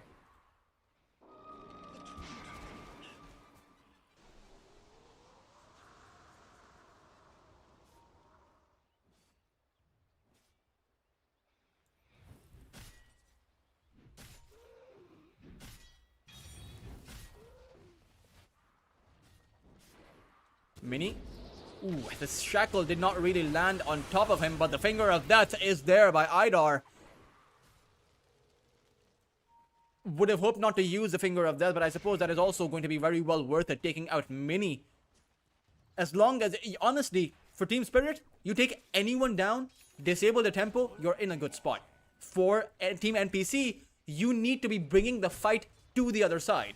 So don't wait, don't play a passive game, take the fights there. And you start that by taking apart some of these tier 1 towers. They've been able to find kills, but they haven't been capitalizing on those kills by going for these tier 1s. I'll have to hold that thought as there is an impending team fight. It's EPL who's going to go in with a static link, and Nande has fallen very early on. Rubicon finds a shackle and actually catches the 2 heroes. Stormy is going to fall, and now a Tooth trying to make his retreat, but the power shot will slow him down for the rest of Team Spirit, and they will take out the Tiny. Rubicon on a dominating streak right now, and this is the problem when you don't capitalize on your kills. For NPC who are able to take out the Centaur, you need to go for those tier 1s afterwards. Otherwise, these tier 1 spots will be places where Team Spirit are going to look to fight you. Dire's bottom tower is under attack. Kai, I feel like this is deja vu. I feel like he's been here before. I feel like we've been here before. But there was a Viper at that time. There is still a Viper. He's hanging around in the trees. Going to go for that Mage Slayer, but it's going to be a very slow Mage Slayer. Kind of slow Mage Slayer. He does have it now. And now maybe with the Mage Slayer, he's able to push back against the incoming Razor. At the same time, the thing with the Mage Slayer is it's not going to reduce the amount of damage that's stolen from you. The exchange of damage between EPL and the static link target. However, EPL is about to receive a parcel, and that is going to be Nande appearing from thin air, as EPL will go down. Even Kaiferd could be in trouble. A Tooth is nearby. He's looking for the toss to slow down Kaiferd. And the rest of, I believe, NPC will actually take out this Dazzle. Stormy does go down towards that bot lane, and in the end, the Grave does come out by the Dazzle, but he doesn't really have anywhere to go now, does he? He does stay alive for honestly quite a long time. But Rubicon was quite busy trying to take out the Axe, and he was successful alongside the Lion, who now has to about 2 Finger of Death stacks, is going for the Brown Boots Blink Dagger. While over on the side, Kai slowed down but does have that Stampede and will not be caught by that Avalanche. Now he's thinking about going back in because honestly he has EPL nearby in the vicinity. Nagato will fall and the rest of NPC are going to be in big danger. Nande is guaranteed to fall. 86 gets a double kill. And the Mage Slayer really did not do Nande any favors there. Rubicon able to take out Mini all by himself. Despite of that being a 1v2, he will go down. But for Rubicon, he is going to be one very happy Wind Ranger. Stormy will be able to recover for his previous 2 deaths at the back of that pickup of the unstoppable streak. But it's the fact that this tempo-based lineup of NPC has no tempo. A Tooth will be spotted out, but perhaps it's a setup. Perhaps NPC can actually fight back. They certainly seem to think so with the numbers they're bringing into the fight, but they've already lost their support duo. They might be able to take out Kaiferd as he does find the Grave. He also has an additional heal, and oh no, Kaiferd can't stay alive here. They're actually not going to cast a Dazzle. Kaiferd making it out like a bandit in the night. And does that mean that they brought in all of those teleports and were able to get nothing from it? Does certainly seem to appear that way. Kaiferd will just teleport back to, or rather, no, he'll go back to the tier 2 because he has full HP and mana after that team fight. Stormy, he's thinking about sticking around because he has a Viper beside him. He'll actually be able to catch Rubicon with the taunt, but Rubicon, he's actually caught the Viper instead. Nande will go down, and now Stormy is in big trouble. Idar does have the wand for the additional mana, but the problem is he does not have his spells off of cooldown. But the Stampede will give them the space with 5 creeps shackled. The Wind Ranger's damage is just simply too much for Stormy. The hull is not going to land. And in fact, it's going to be Stormy who's going to get dunked instead. I'm afraid that NPC's chances of building up the tempo have just withered away. Now they just have to play from behind. And honestly, this kind of a lineup does not play too well from behind. There is a way out. There are ways that you can attempt to come back in this game. But the road is hard. I mean, it's filled with thorns. It's filled with Rubicons and 86s and lions and dazzles.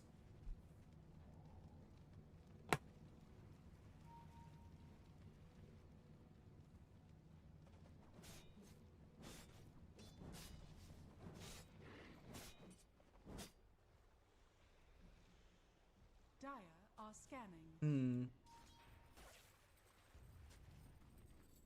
Dire's middle tower is under attack. Jakiro will end up getting hit by the focus fire. Shackle shot on top of that Tiny. And that should be easy pickups for Team Spirit Academy. 17 minutes in on a 7,000 net worth advantage in possession of both of their tier 1 towers towards the top and bot lane. And it's really not any objective on the map that they cannot acquire if they set their minds to it. That's the big problem for NPC. They can't contest Roshan, can't contest the Tormentor, can't contest their towers. The only option NPC have right now is to group up, find pickoffs. There's no relocate happening in this play, in this game. There was one in the previous one, but in this game they have the chances, they have the options of going for pickoffs without too much punishment coming in. Maybe they lose 1 or 2, but they'll be able to make it out with the rest of their 5.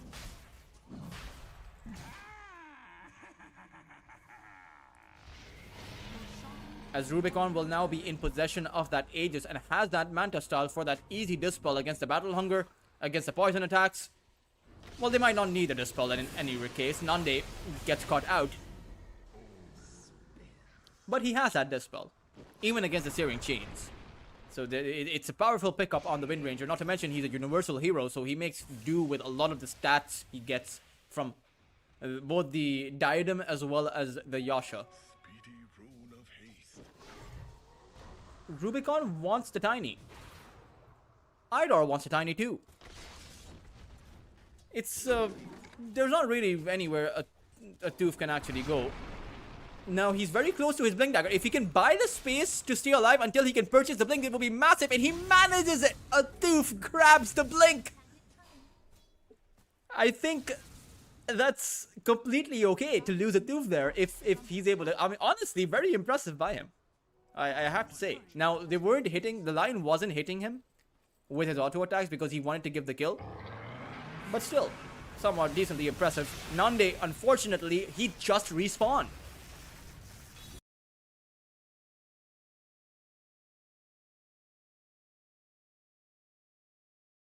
And he has nowhere to go.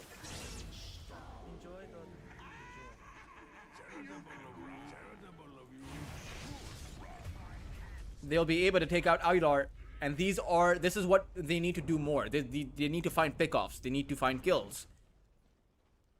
They need to stop. They need to build space for Nande. You know, build the space for him so that he's not falling as soon as he respawns. Dire's top tower is under attack.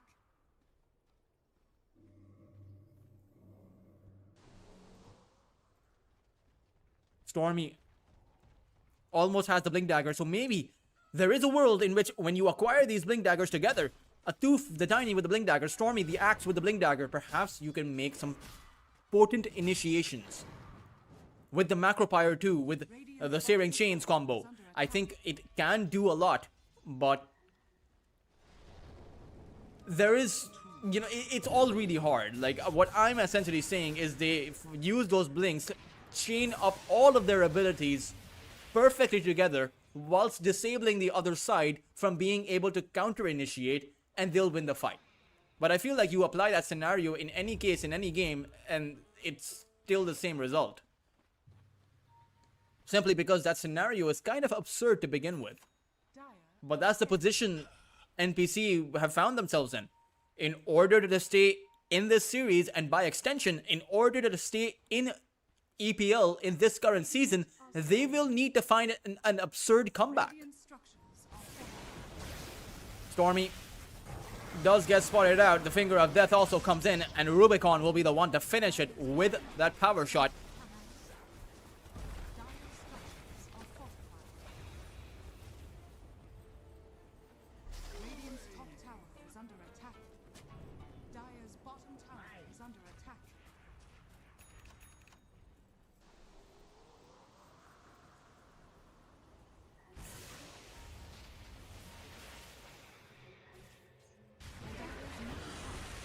'86 playing a bit too overzealous, but he has the Guardian Greaves as well as the Crimson Guard. You have to remember that the amount of sustain this Razor brings in is impossible for NPC to cut through. Nagato will be the one to fall as Nande tries to do what little he can, but his damage has entirely been drained, and now Mini is the one in trouble. He is too slow to land the Remnants, where he wants to at least. Esteemed Spirit will now attempt to break through this tier 2 tower, and I mean, there's no one really stopping them. Has fallen. Radiant's bottom tower is under attack. Dire's top tower is under attack. Dire are scanning. Radiant's bottom tower is under attack.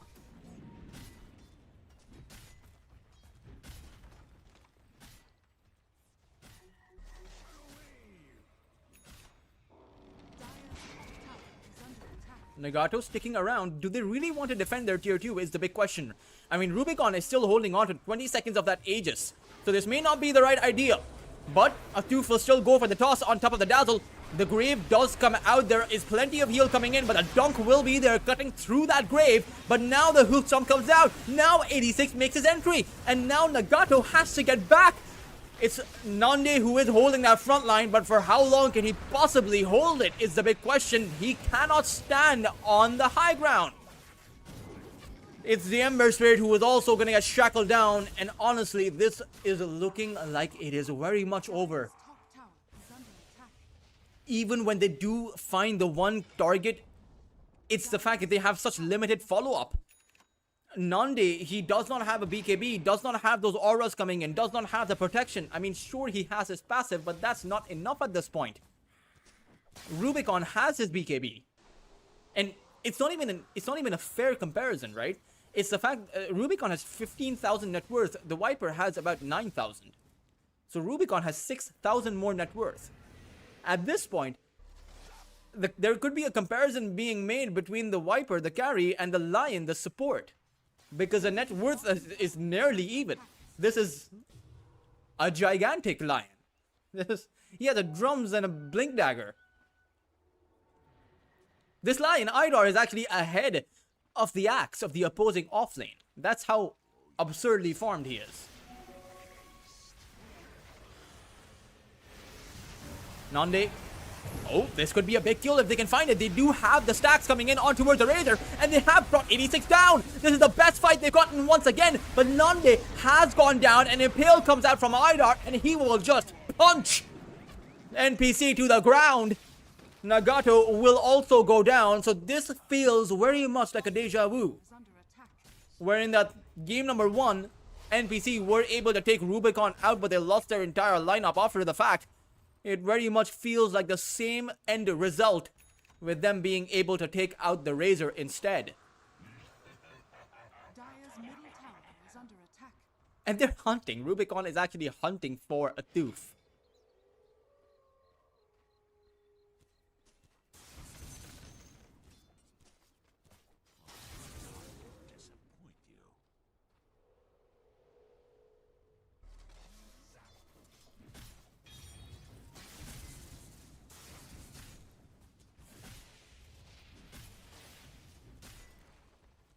Dire's bottom tower is under attack. Dire's bottom tower has fallen.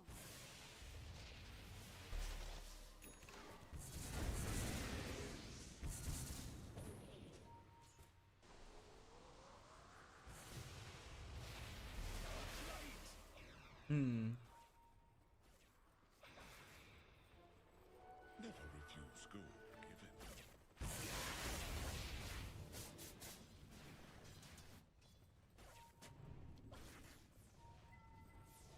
Observer ward will be taken down.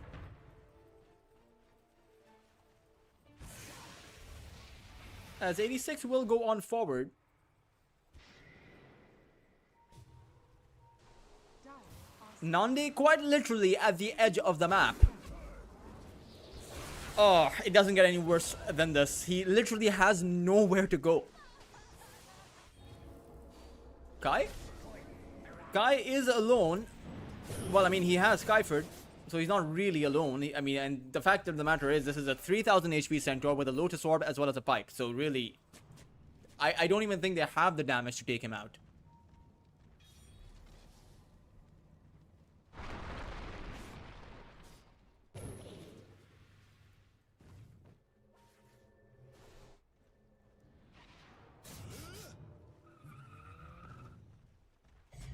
Dire's top tower is under attack.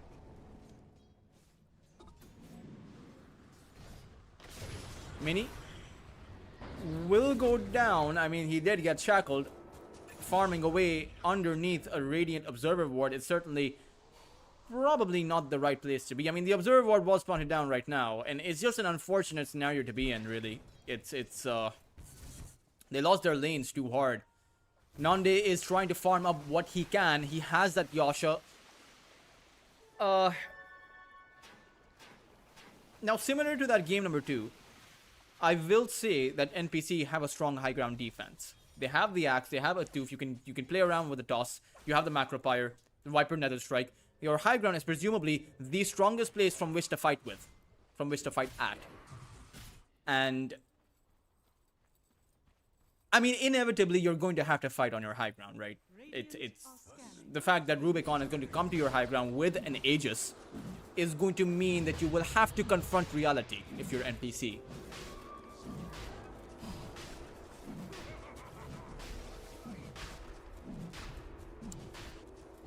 0.21 second attack speed. So we were doing the javelin bonus damage conversion earlier. So that means he dishes out around 5 hits. And with a 25% chance, that's... So it is around 4 bonus hits of the javelin, right? So it's around 60 DPS per second, if you think about it like that. But you also gain more bonus attack speed. So I am still rounding down. Oh, sorry, rounding down. And the moment of triumph, or the moment Dire's middle tower is under attack. of defeat, is here for NPC. Structures are fortified. Because Team Spirit, like the last game, they're not going anywhere. NPC will have to come for the defense. Sooner or later, they cannot let all of their barracks go. It will still be a slow poke, a slow siege. Dire's middle tower is under attack. Radiant's top tower is under attack. 86 Tower has fallen. will be able to pick up a few gold, or, you know, some decent bit of spare change with the Radiant bot lane tier 1 tower. But now makes his way back into his high ground. As a Tooth goes in for the toss. There's a Berserker's Call too, but the Razor, he's holding on strong. A Tooth in the meanwhile, he has fallen. A Tiny, who does have a buyback, will have to use it. And now comes in for yet another play. But the barracks, they've already been taken out. A Tooth, though, he might be able to toss Rubicon in, but he has the Aegis, so it's very hard to go for that play.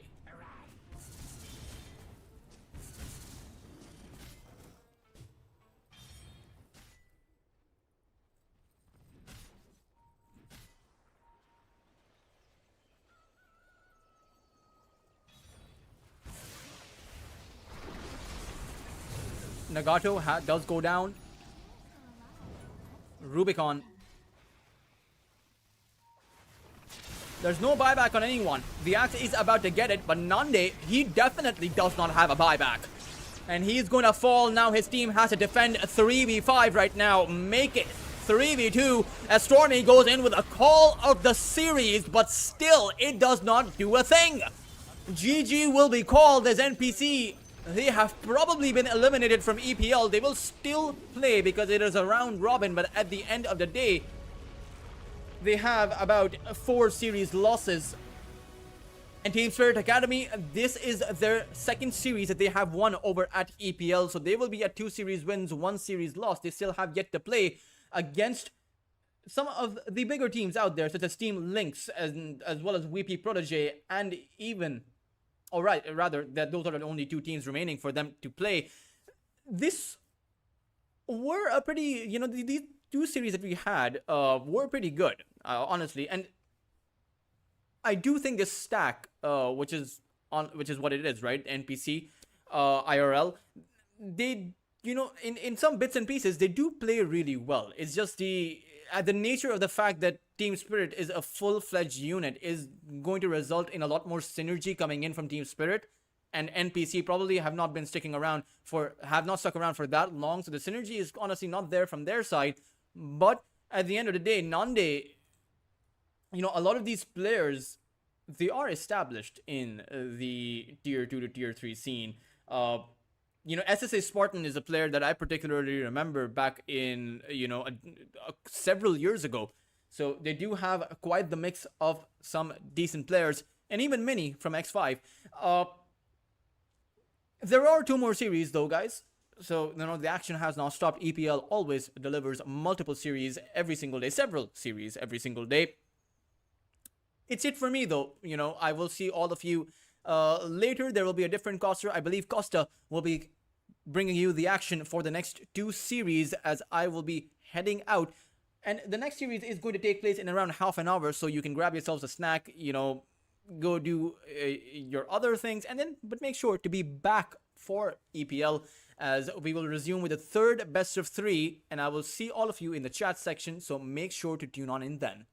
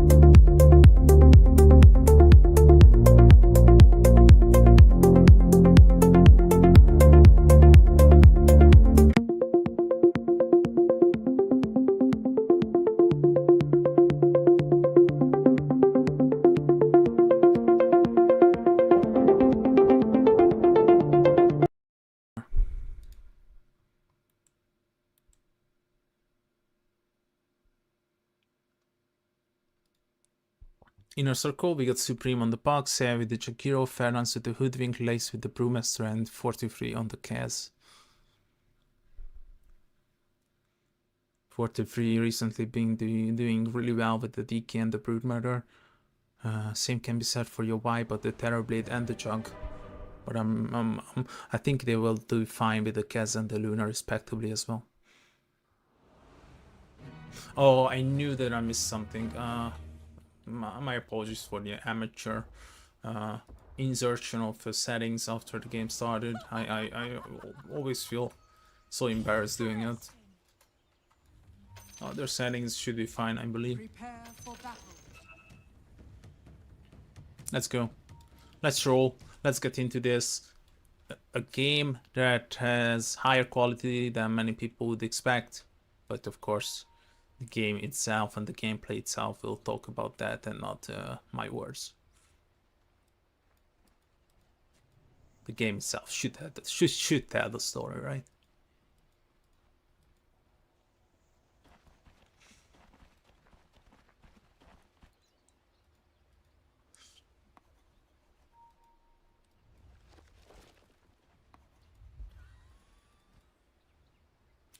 You're still going for the arsonist. On position 3 better than not the stoked. Interesting. Invasion on the bottom lane, but they find no one. What do we have on the mid lane? It's Viper. I guess this is a good war turn. Yeah, more than likely the runes are gonna be split evenly. As far as I'm aware. I don't know, with a puck I would definitely try to steal the rune, but Begins. not risking anything. 240. Oh, I said we will check out the Viper set. It's the wings of the Soul Serpent and the Malefic's Drake Hood and the Malefic's Drake Strike. Drake Hood and the Drake Strike. Drake Hood and the Drake Strike.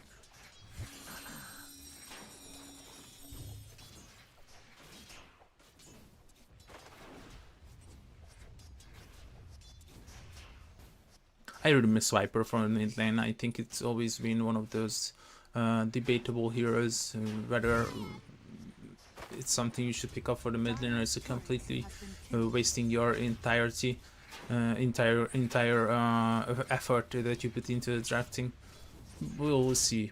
There are certainly some weird builds that many people go for, which will enable you to be successful in the other stages, but once you hit like level 12, level 13 and to 20 minutes, your hero is completely useless and it's just a wandering creep with a boots of travel. I would love to see something like a Guardian Cleaves Rush on the mid lane Viper. I think it can be really powerful. More than likely, Viper will be borderline killable with that build, and you can go for the eggs afterwards.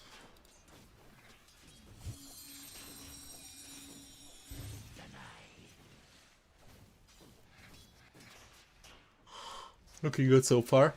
On the denies though. Lost hits wise, only 3.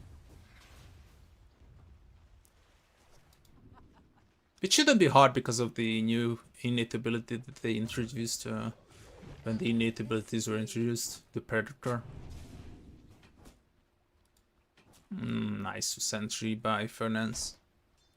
Really well placed.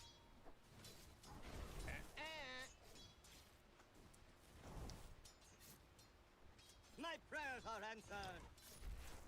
I think you're just giving up on that range creep. It's not worth it. He's just staying around. If you're wondering why he's staying around, he wanted the experience of it. He knew that the range creep is basically unachievable. Supreme might die here. No, Itero is not chasing.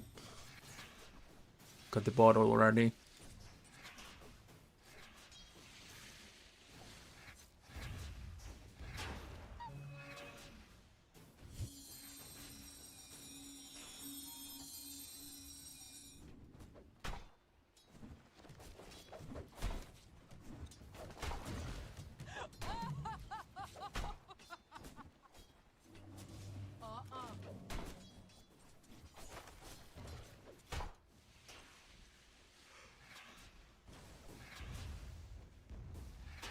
Few points in the passive ability, the corrosive skin, which can be really useful later on if you want to hit the jungle.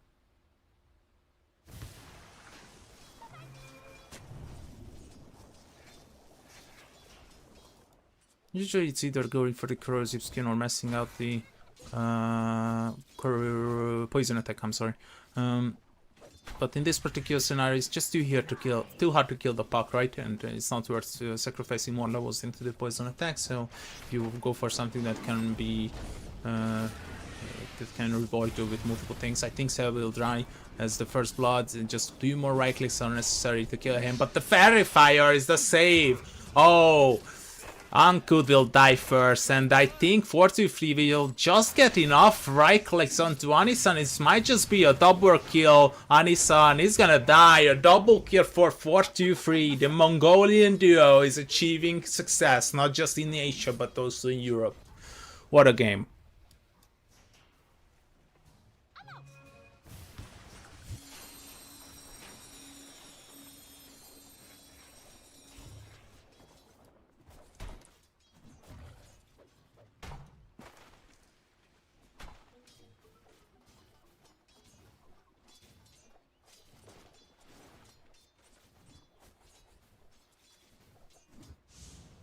Seb running low again.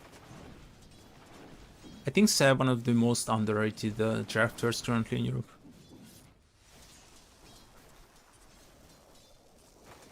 His ideas are also always something unique. Like I would have never guessed that he has a secretive measure to go for the Viper. That was completely caught me off guard.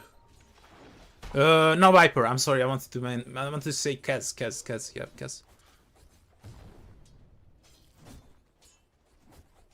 Your eye is dangerously low. Not gonna lie.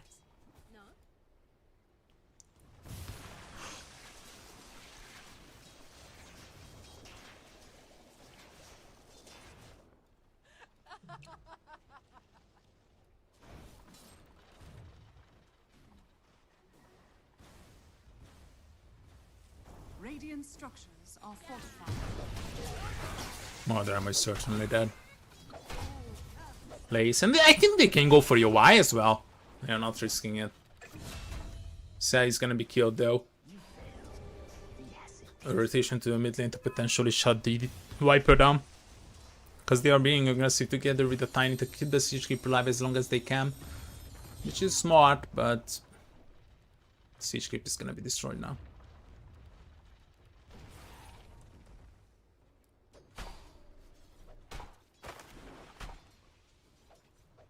Kez on top, no surprise, he's been having an excellent lane so far.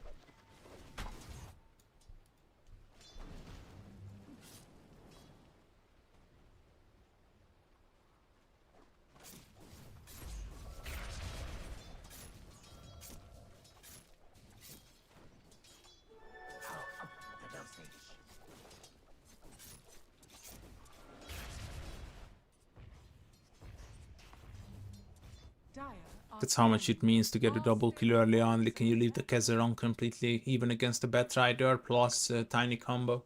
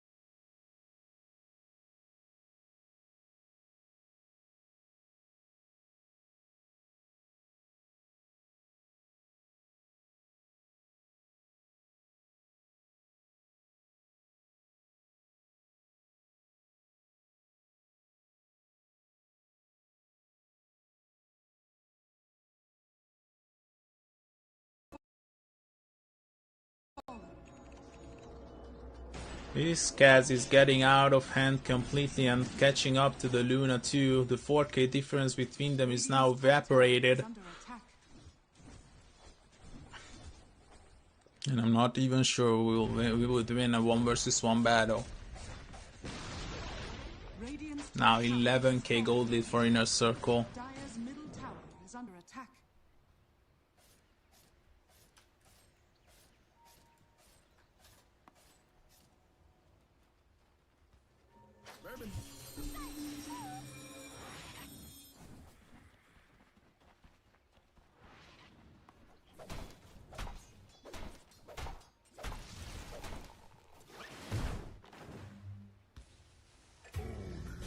Wait, what?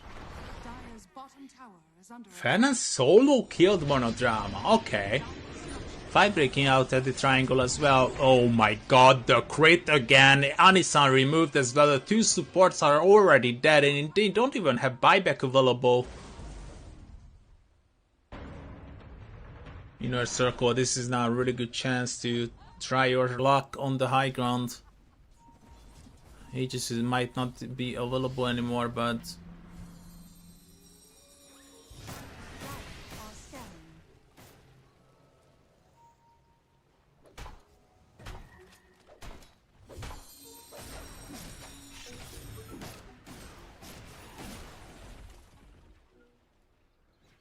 Renators is doing a nice job pushing out these waves, pushing out these lanes, making sure Radiant's top tower is under that Inner Circle will have a tough time going for the high ground, but it was the second Rosh, so Roshan's banner is available. Peter all trying to remove it. 4 more right clicks necessary, but he's quite vulnerable. He's gonna be affected by the pipe and the Crimson Guard, which will be good enough to defend him. Dire's current But don't forget, the tower is also affected by the pipe and the Crimson Guard. top tower is falling. If you are relying on those rulings, it's gonna be a really long process. Radiant structures That's gonna be the first glyph. And Inner Circle backing out.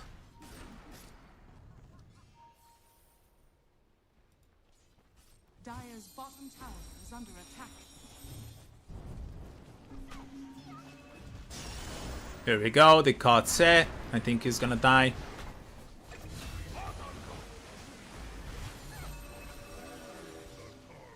"60 seconds without a Chikiro."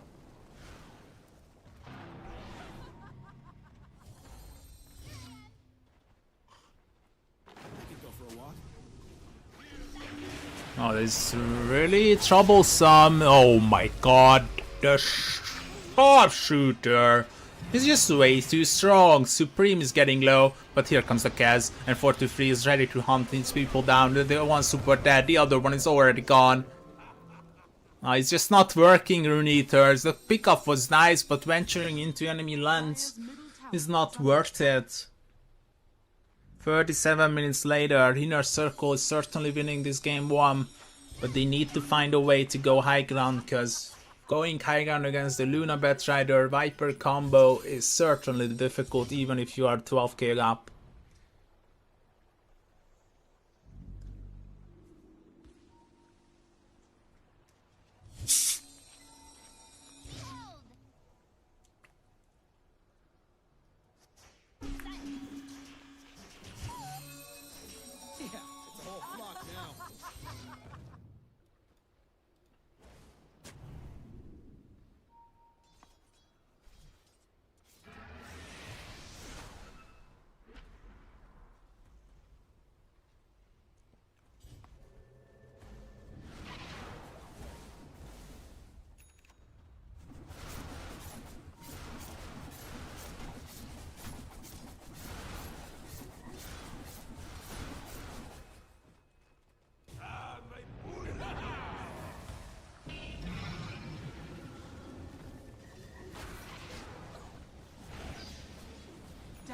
Once again, the Brewlings.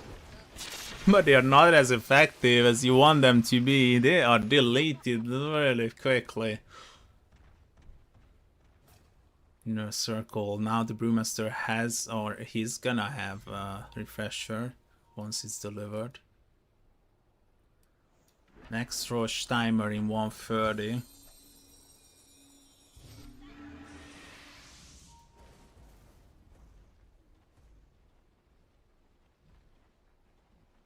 Dire are scanning.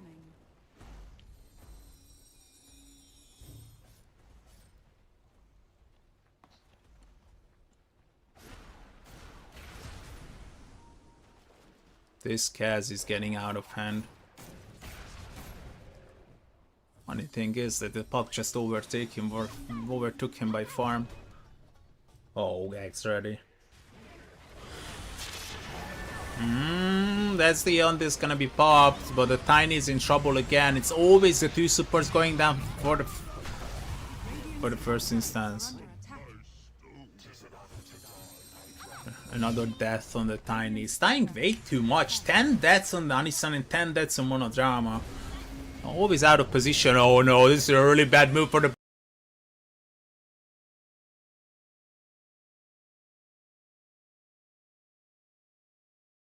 Batrider and Bushwhack will force him back down. Anku is there, 75 without him. That was so smart. The Brewmaster was taking the time of the two cores and they could kill the Batrider in the process. And maybe they can go for more. Oh, what a Bushwhack again. This Hoodwink is playing out of his mind right now.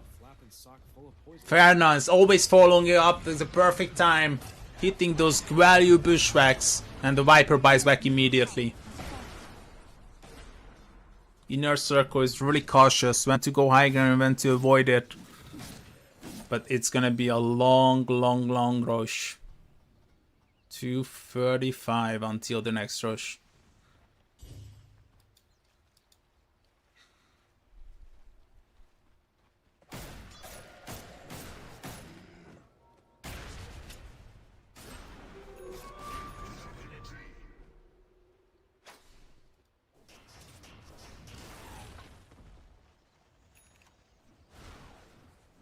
Radiant are scanning.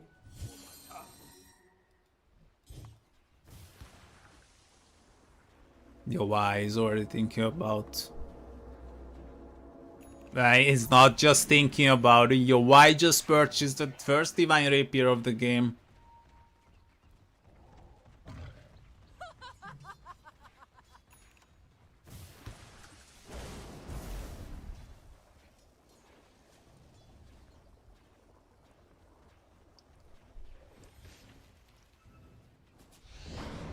There we go, smoke breaks, solar crest, supply, bonus movement speed, Supreme is there. Oh, he found once again the sharpshooter, Fernandes! And here we go, Lace is gonna pop the Brew Links. Guess he's dead, by the way, what? What a lasso, and the amount of damage was just way too much from the Luna. Cass dies. Radiant's middle barracks are under attack. There's no way to disrupt that TP. Oh, how lucky it would be to get Roshan now, but Roshan is still 1 minute away. Supreme is just making sure to get some extra damage onto that ranged Rax. How are you gonna kill him, by the way? Octarine Core? Lincolns? Unless you make some major mistake, this puck is borderline killable without a Hex.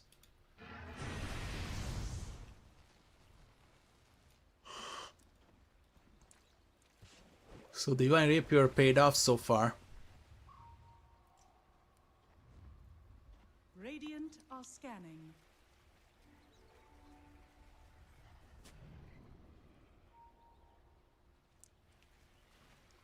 Roshan is up in 15.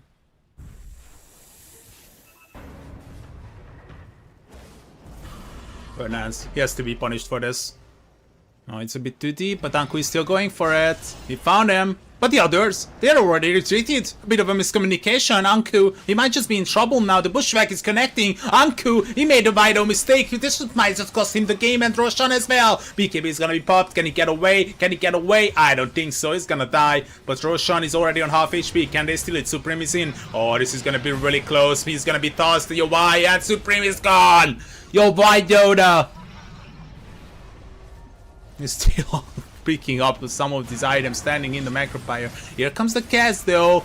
making sure to apply the grappling hook so he can get forward. The grappling call, my apologies. The cheese is still on the ground. It's just been denied by 423, and they will remove Anisan as well. Oh no, the Luna is in trouble. He will pop the refresher shot, but it's not enough. The damage is just way too much. Your wife will pop this Titanic, and it's not that good. Are you serious, your wife? Just as the last piece of HP at around 200, he will pop this Titanic and stay alive. Problem is, the rest of his teammates are already dead. It's gonna be chased down by Lace.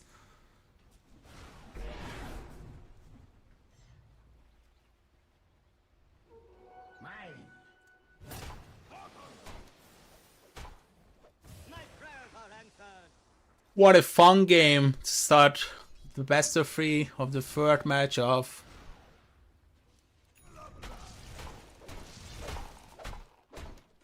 AC almost done. And what's next? Octane Core? Maybe? Abyssal Blade?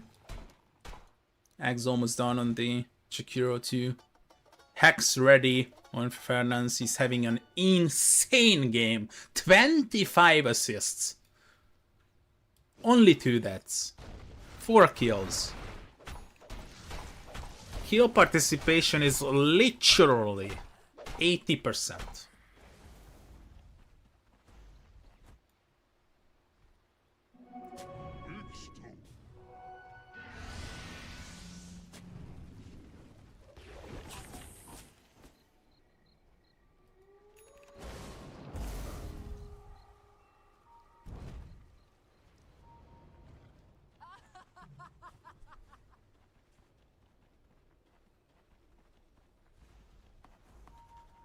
Silver Edge online.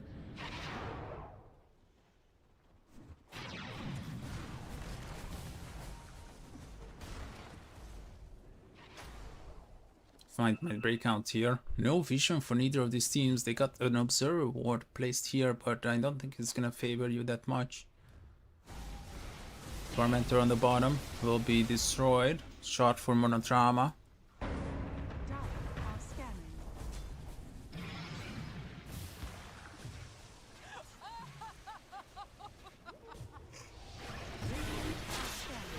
Here we go, locking down the Luna, but the others are not really arriving. The Puck is just late to the party, and the Kaz is just applying the ultimate now. He's jumping in, but he's gonna be last out immediately, and 423 is gonna be in trouble. Can he heal back up? He's trying his best to do. Monku with Monodrama is already. They will get you why on the sidelines, and it's gonna be 423 picking up the Divine Rapier. Is this it?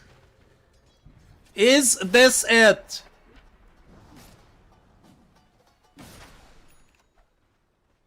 No Luna for 80. That's right, they're buying back, but that's all they can do.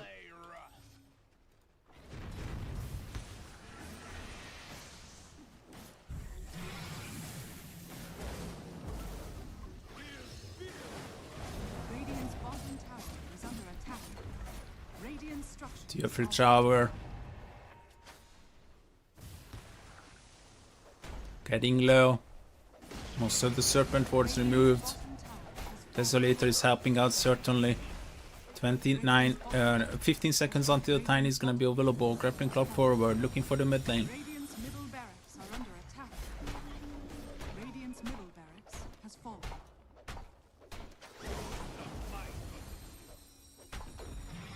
Radiant's middle barracks has fallen. All 3 lanes are gonna be gone. Radiant's top barracks has fallen. Mega creeps are available now. I'm kinda shocked that they're not pursuing the ending the game potentially.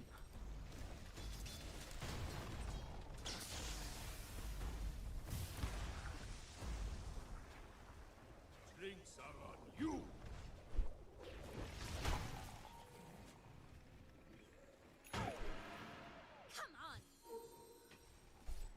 4 buybacks available in Inner Circle, 0 on Rune Eaters.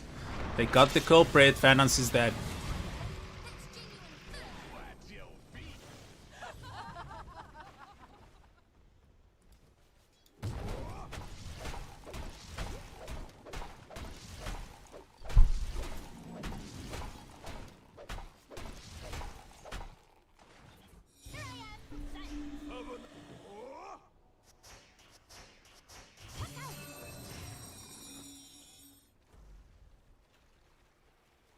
Oh my god, he's so fast.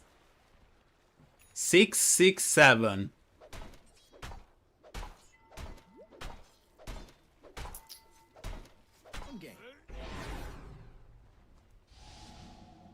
Another Divine Rapier queued up. AD in the river. TP to the bottom. He might have made a mistake here. Lace? No, never mind. I mean, the Aeon Disc is always gonna be there. You might buy nullifiers, but it's still dispelling. And here comes 4-2-3. I don't think this looks good for Rune Eaters. They don't really have buybacks except the tiny. They will be hunted down. 2-6. 2.6k crit from 4-3. I think this might just be GG. 4-3 is hunting you down. Rune Eater's base has been invaded now. 2 versus 5. 1 tier 4 down. Anisan trying to jump on the back line. They will get, once again, Kaz half HP is gonna be removed. Oh, they will get the Divine Rapier back, but the problem is that Lace is ending the game. Oh, Monochama and Anisan will die immediately, but it's a 1 versus 5 now. Oh, he's gonna be surrounded and standing in the Micropyre as well. This is GG. Yo, why? Mice tries to stay alive, but Lace is basically ending the game and Supreme is joining him as well. Just put him in a Cyclone and he's done. Inner Circle takes game 1. Inner Circle proved to be strong enough to take down Rune Eaters in this best of 3 series regarding the first map.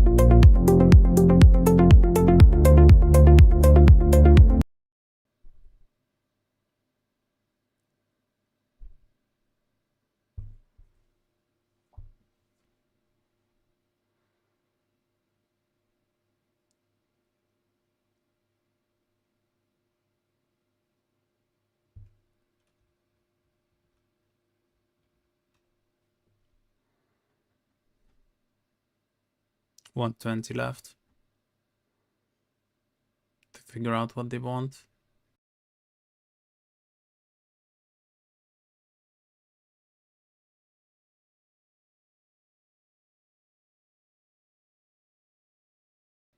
Kaz gets banned.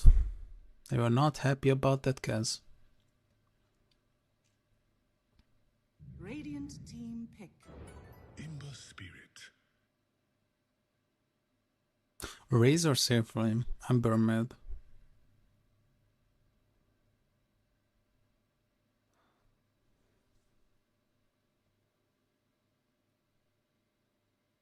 Ten seconds remaining. Oh my god, I'm so stupid. They were actually banning according to the Ember. They banned Tusk, they banned Viper, Queen of Pain, Storm, and Huskar, and I still didn't notice that it's gonna be an Ember game. I feel so ashamed right now.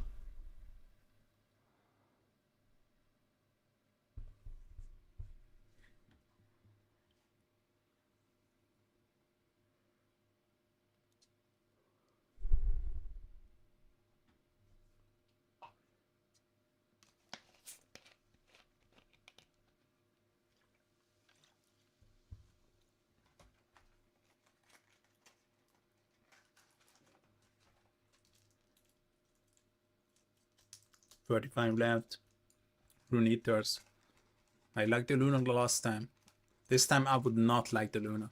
I would love to see something different. I would love to see a Gyro, for example, but Ninja is going to be already one. So we are looking for a mid laner.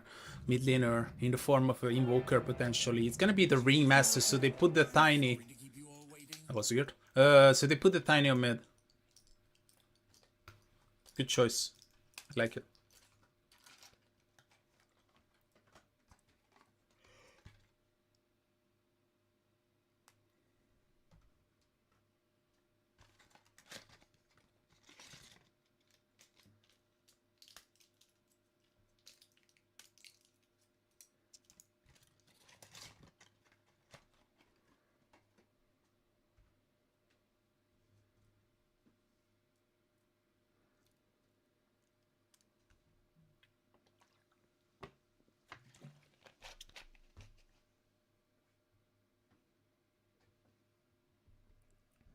Let's go.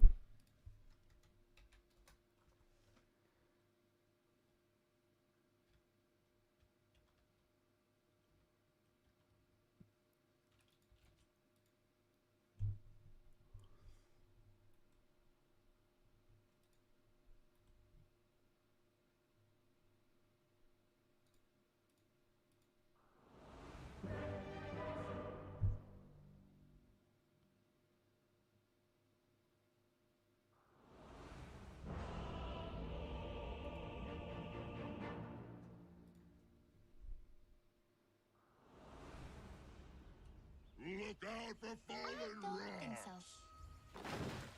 No, just Prepare for battle. I'm afraid you're just not very good. 喂，Hello 队友呢？Hello。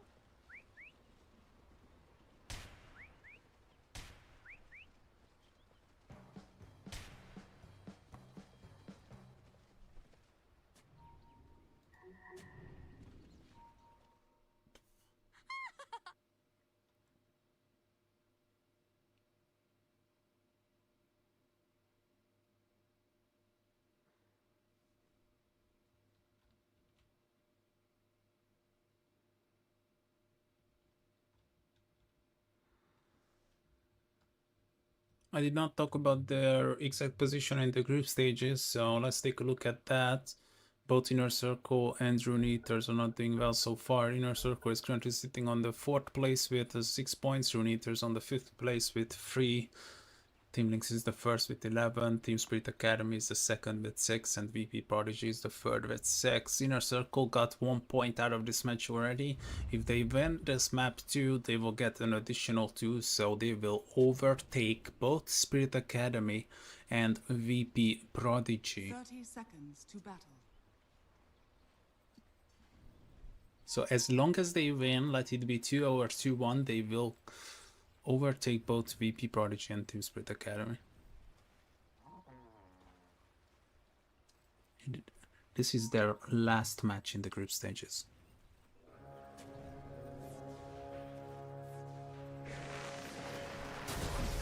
Why might be in trouble? We'll just level up the Wind and it's gonna be okay. Inner Circle once again on the dire side. We got Runators on the Radiant, and then Runes will split evenly.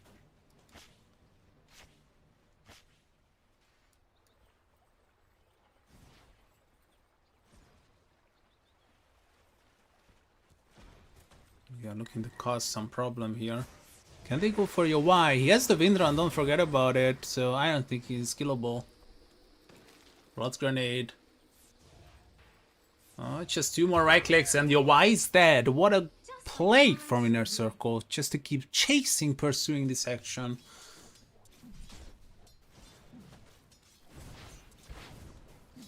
Nice play.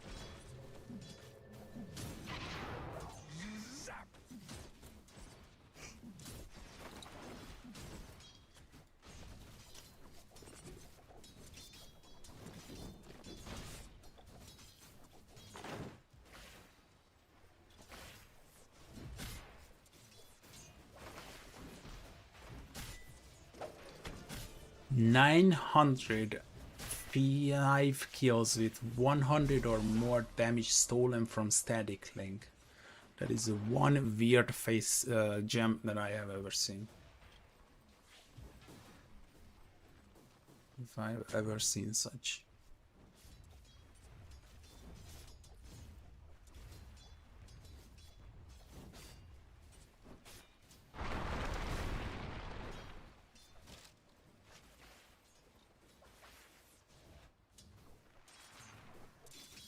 Solid aiming stage so far from the Ember Spirit.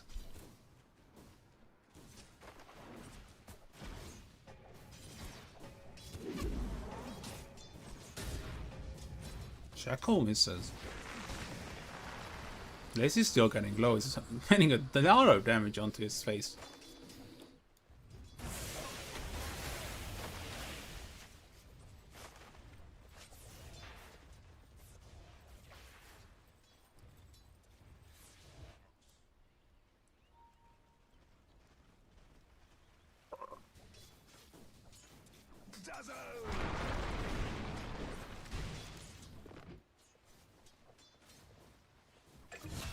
And Lace will be finished. Yeah, not surprised. The amount of damage that he has to witness is just way too much. Yowai and Drama are doing a wonderful job so far.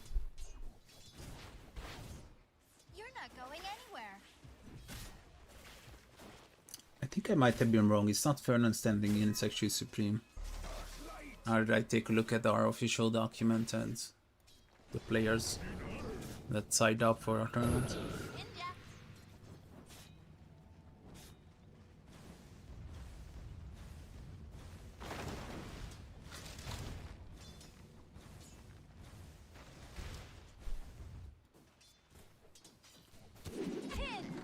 Oh, beautiful!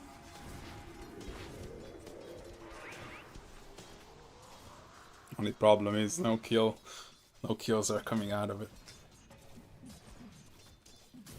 This Mars is really suffering so far. Only 7 last hits compared to the 11 on Anku.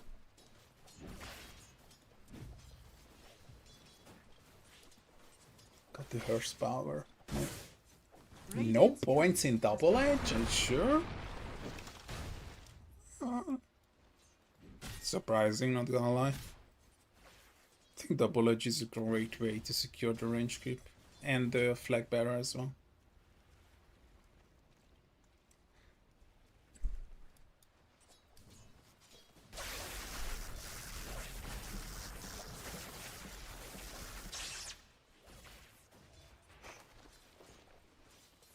In situations like this, it could be very useful. Radiant structures are fortified.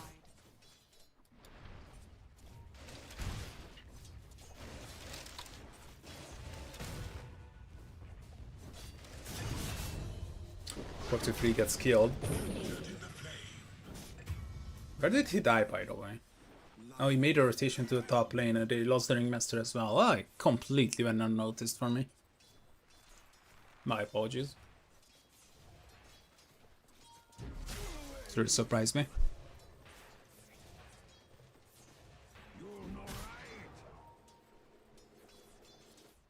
Tiny on top. Nature after.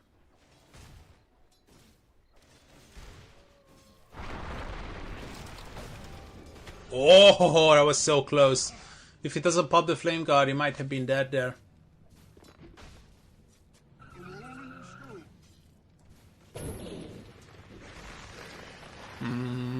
I don't think he can go for it. Maybe Fernand's. Got the Avalanche Toss combo.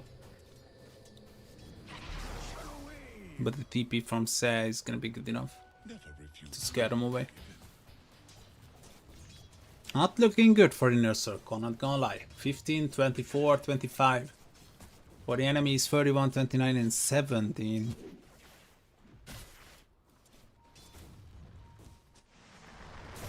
Literal, they might catch him on the mid lane. Flame Guard tanking the majority of the damage. Fernandes, he's surrounded. It's not looking good for him. He's dead.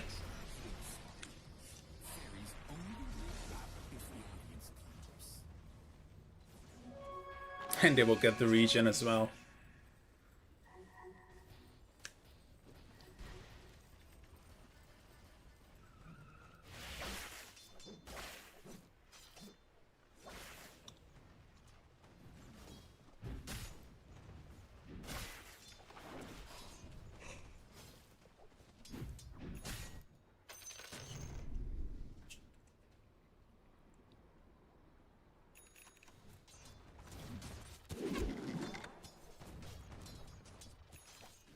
A lot of damage on top of the Shackle Shot. Not even leveling up the power shot.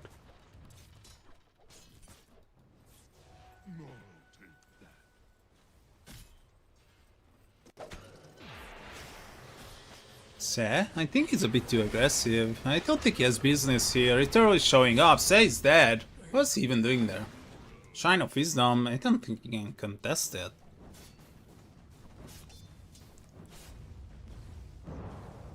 Radiant's middle tower is under attack.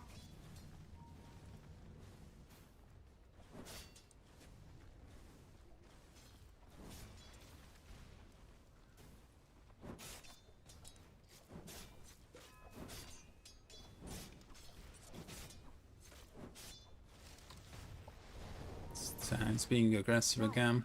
He's gonna lose his courier. What is he doing, by the way? What is his courier even doing there? When his hero is on the other location. Supreme trying to jump forward. Here comes the syringe and using the double remnant as well to jump forward. Monodrama should be killed with this amount of power. Supreme using all 3 charges of the remnant. Anisan, is he gonna be the next victim?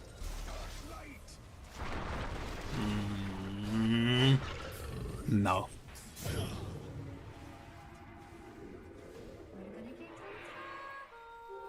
I will secure the rune this time.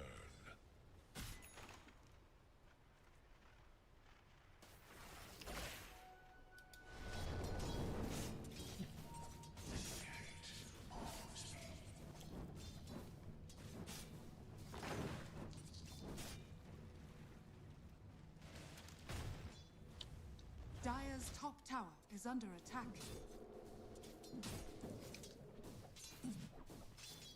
Radiant are scanning.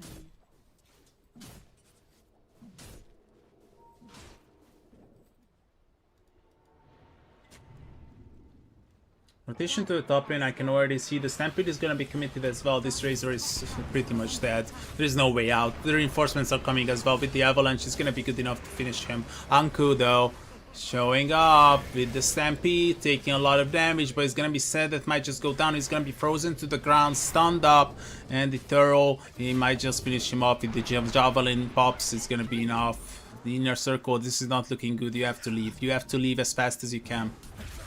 And I think they will be able to do so. Altos is not good. It wasn't his teammate. Lace is still staying around. Yo, why? Maybe it's a bit too much. Yo, why just use Vindron? This is really bad. Yo, why is gonna die? Nitero taking a lot of damage, a lot of zaps for him. the storm. 4-3. Once again, hunting them down. And Supreme looking for this. Looking for this Radiant's wolf. top tower is under attack. He cannot get it. 6-5.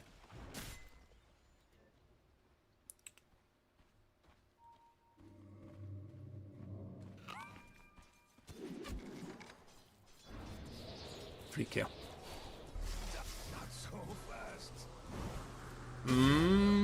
Is it? No power shot.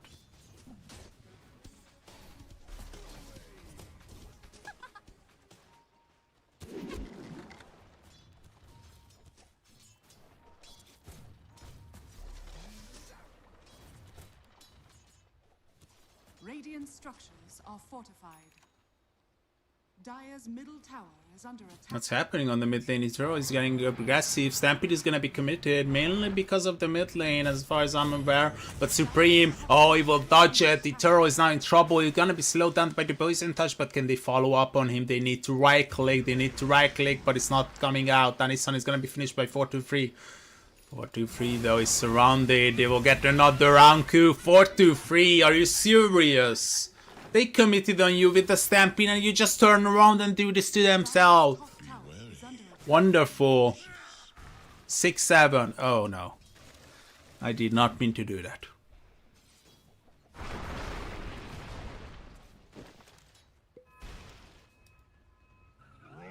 For a second it was weird that the crash landing is not dealing that much damage, but it's only level 2. You didn't need that.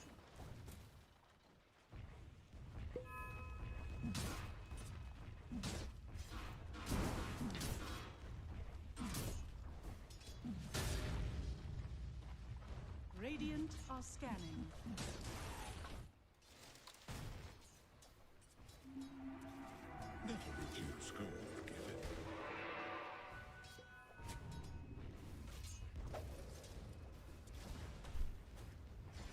Dire's middle tower is under attack. Why? Trying to match the shackle shot. Dire's structure. I don't think they can siege this tier 1 tower. Arena is gonna be available in 20. I think they have more than enough defenses. Focus Fire committed. Maybe they will let this go. No, 4-3 is already tipping in. And they know it. Here comes the Ember Spirit. Oh no, a Turo. He has to pop the haste rune because otherwise he might be in trouble. But with the Focus Fire they might get this, yep. Radiant's bottom tower is under attack. It's not gonna be denied either. Dire's middle tower has fallen. Hmm? Dire's top tower is under attack. It's not serving any purpose, but it looked good. Dire's top tower has fallen.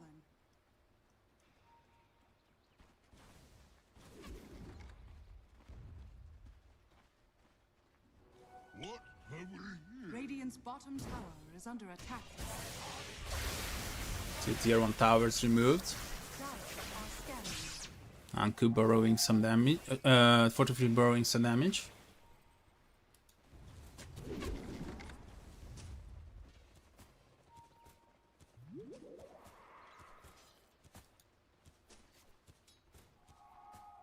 Can Lei solo kill on his son? It's not necessary. I can already see the Ember Spirit and the Dark Willow approaching, but oh no! This is an empty arena! But the dead Onisan. Onage! Are you serious? Seriously an Onage? Stampede, gonna be committed. But they are locked. Here comes the Terrorize, and look who is showing up! It's X123 in the form of 423! Onodrama is gonna be killed immediately, it's gonna be exchanged, but Titaro is gonna be in trouble. He's trying to retreat the face boots, but nah! Supreme is here to lock him down with the Searing Chain and 3 kills favoring Inner Circle. What a rotation from X123. Don't get confused, sometimes I'm calling him X123, which is his older name, and sometimes it's 423.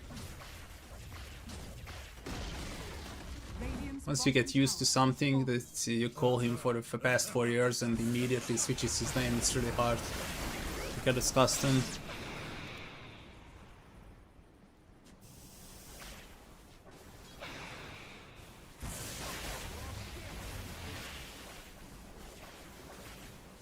This resort looks solid. Looks pretty solid. 8k gold in 1450? Are you serious?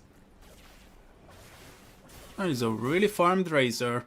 He was part of 7 kills, 70% kill participation.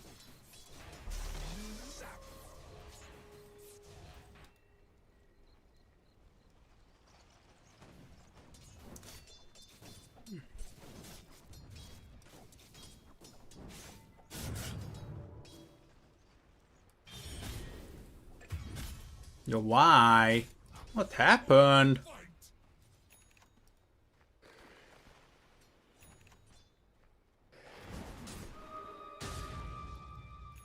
Well, that's why you don't farm the dead lane, ladies and boys.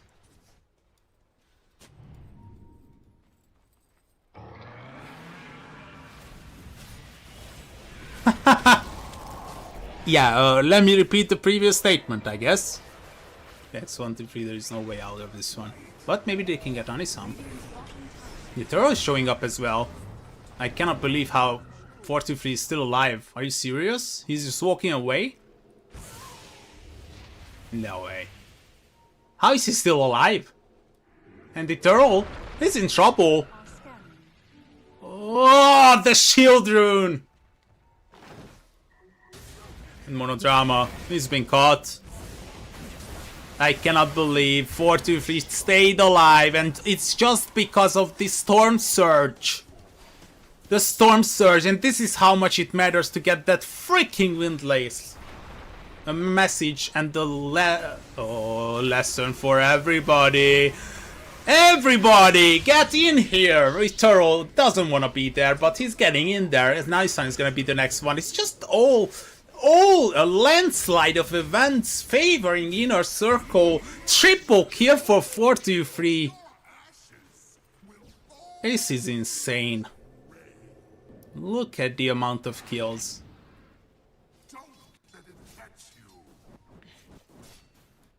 What? They are not stopping? They are not stopping! Oh my god. This guy. That is the reason why he's not playing in Southeast Asia anymore. And why he started his entire career in Europe.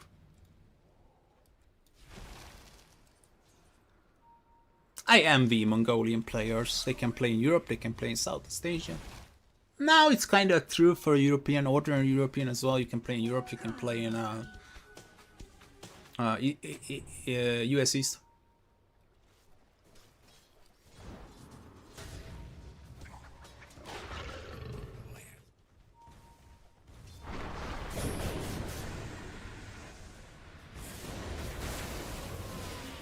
Eternal Stampede will be good enough to get him away. But it's another tower. I'm talking about it like they have took multiple, but it's just a second tier 1 tower that they are taking.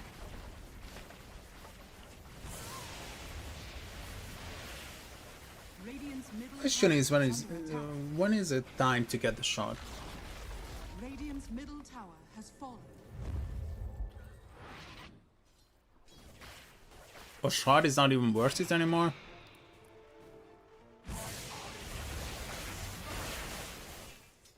Maybe not. Look at this rotation. Oh no. It's gonna be a Y. He's completely alone. They can set up, they got the arena, everything. He's dead.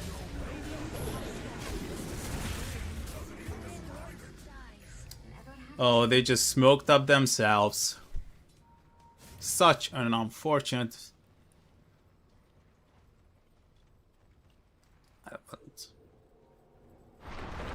Double avalanche, and here comes the Wheel of Thunder. That's really good. Oh, both of them are dead. And both of them are gonna be dead on the other side as well. 2-for-2. And Lace, he's suspicious that he might wanna get this Shrine of Wisdom, which is not available. Eternal going on a long journey, but they cannot find him. Courier revealed him though. Courier revealed him. Oh, the TPs are coming. Lace searching. They got the Stampede though. X123. I cannot believe this guy. I cannot believe this Razor.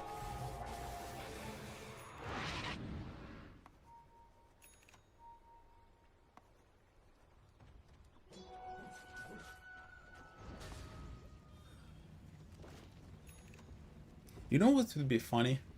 If Roshan could pick up runes. Like, he's passing through the river and there's a haste rune, he just picks it up.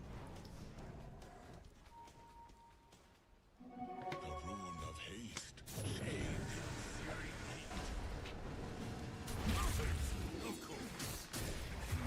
The supports are not happy in this game. 1-7, 4-4.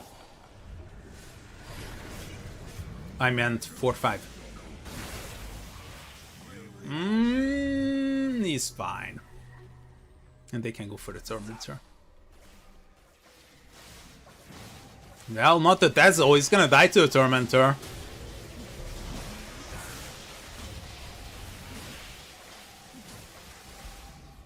It's gonna be Fernand's getting the shard. 7k lead for Inner Circle.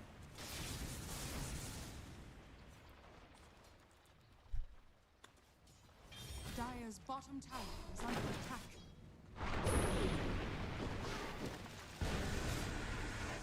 Thorough. Is he gonna be in trouble? Nah, his K-Pact will be there. On the bottom. Oh, it's your Y again? Are you serious? And they will just get him? Like this? He's stuck in the bushes? Godlike on 4-2-3. And they will get more. We are not stopping.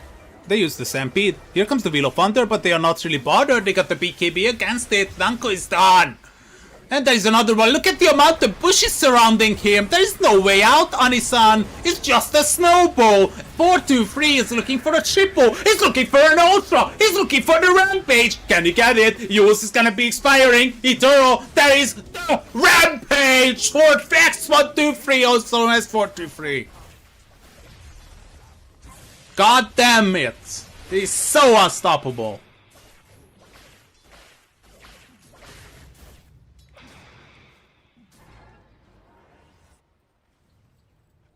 They can just go Rosh. Rosh is free. And it's not looking good for Runators. Usually I can come up with a plan how they can get back into this game, but currently looking at them, looking at their items, looking at the graph, it's just not adding up. They got a pipe, I mean, but that's all.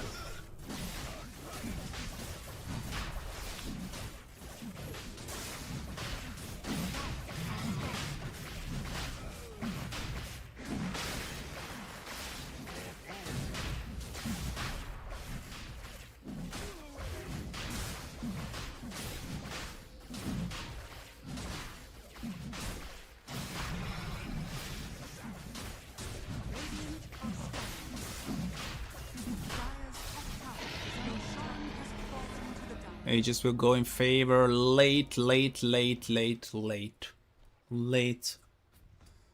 Ice Blast. Turo forced to purchase a Yule's Lace. It's like he knew. It's like he knew that he's there. Can go for a tier 2 now. Tower is under attack.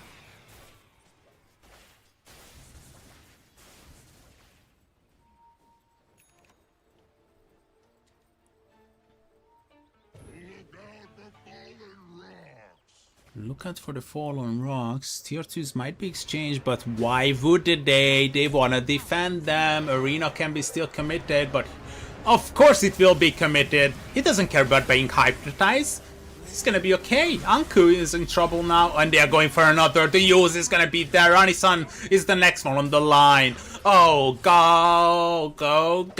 4-2-3 and get them all. Double kill for 4-2-3. How many kills he got? 16? 17. Only Turo? Can they really get him? They only have 2 heroes here though. Here comes the Dark Below. He purchased the blink. Stuck in the bushes. Eternal. Spirit Vessel. He cannot blink out. That is the defensive use. But he's stuck. How? Wait, Lace? He just ran all the way here? He's going back? This guy is just everywhere. Oh no, Rune Eaters. I'm gonna rely on the engine this time. 23. Okay, 23%. Yo, why? He's just continuously dying. He has only got a Mjolnir in 25 minutes.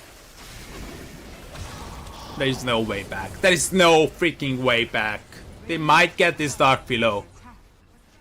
But if your Wind Ranger is running around with one big major item after 25 minutes of gameplay, you know you are in trouble.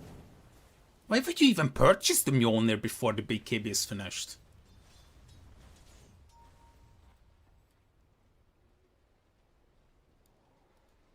Radiant's bottom tower is under attack.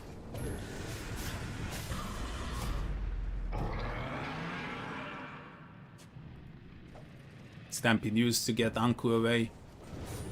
Nah, they are still chasing. I can't believe this. Oh, they got 2 in the arena. Speed of Mars connecting. Here comes the Dazzle as well. Spreading the poison. 4-2-3 showing up. It doesn't care about the Wheel of Wonder. Oh, it's shiny. Oh, it's wheelie. Oh, it's a circle. I don't care. I got big Kibby.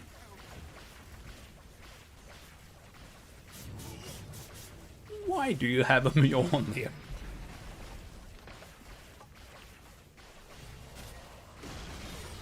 Radiant's middle tower has fallen.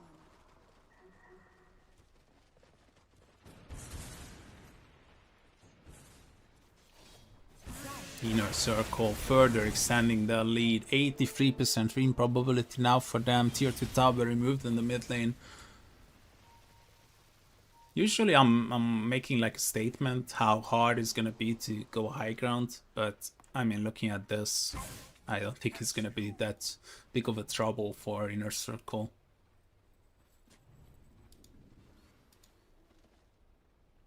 A beautiful though that Inner Circle is playing on the brink of elimination. They know that they need 3 points and they are playing according to it. With this game, if they can secure it, they will get that 3 points. They will probably be on the second place with 8 points, and I think 8 points is more than likely gonna be enough to get them to the playoff. Like 96% sure.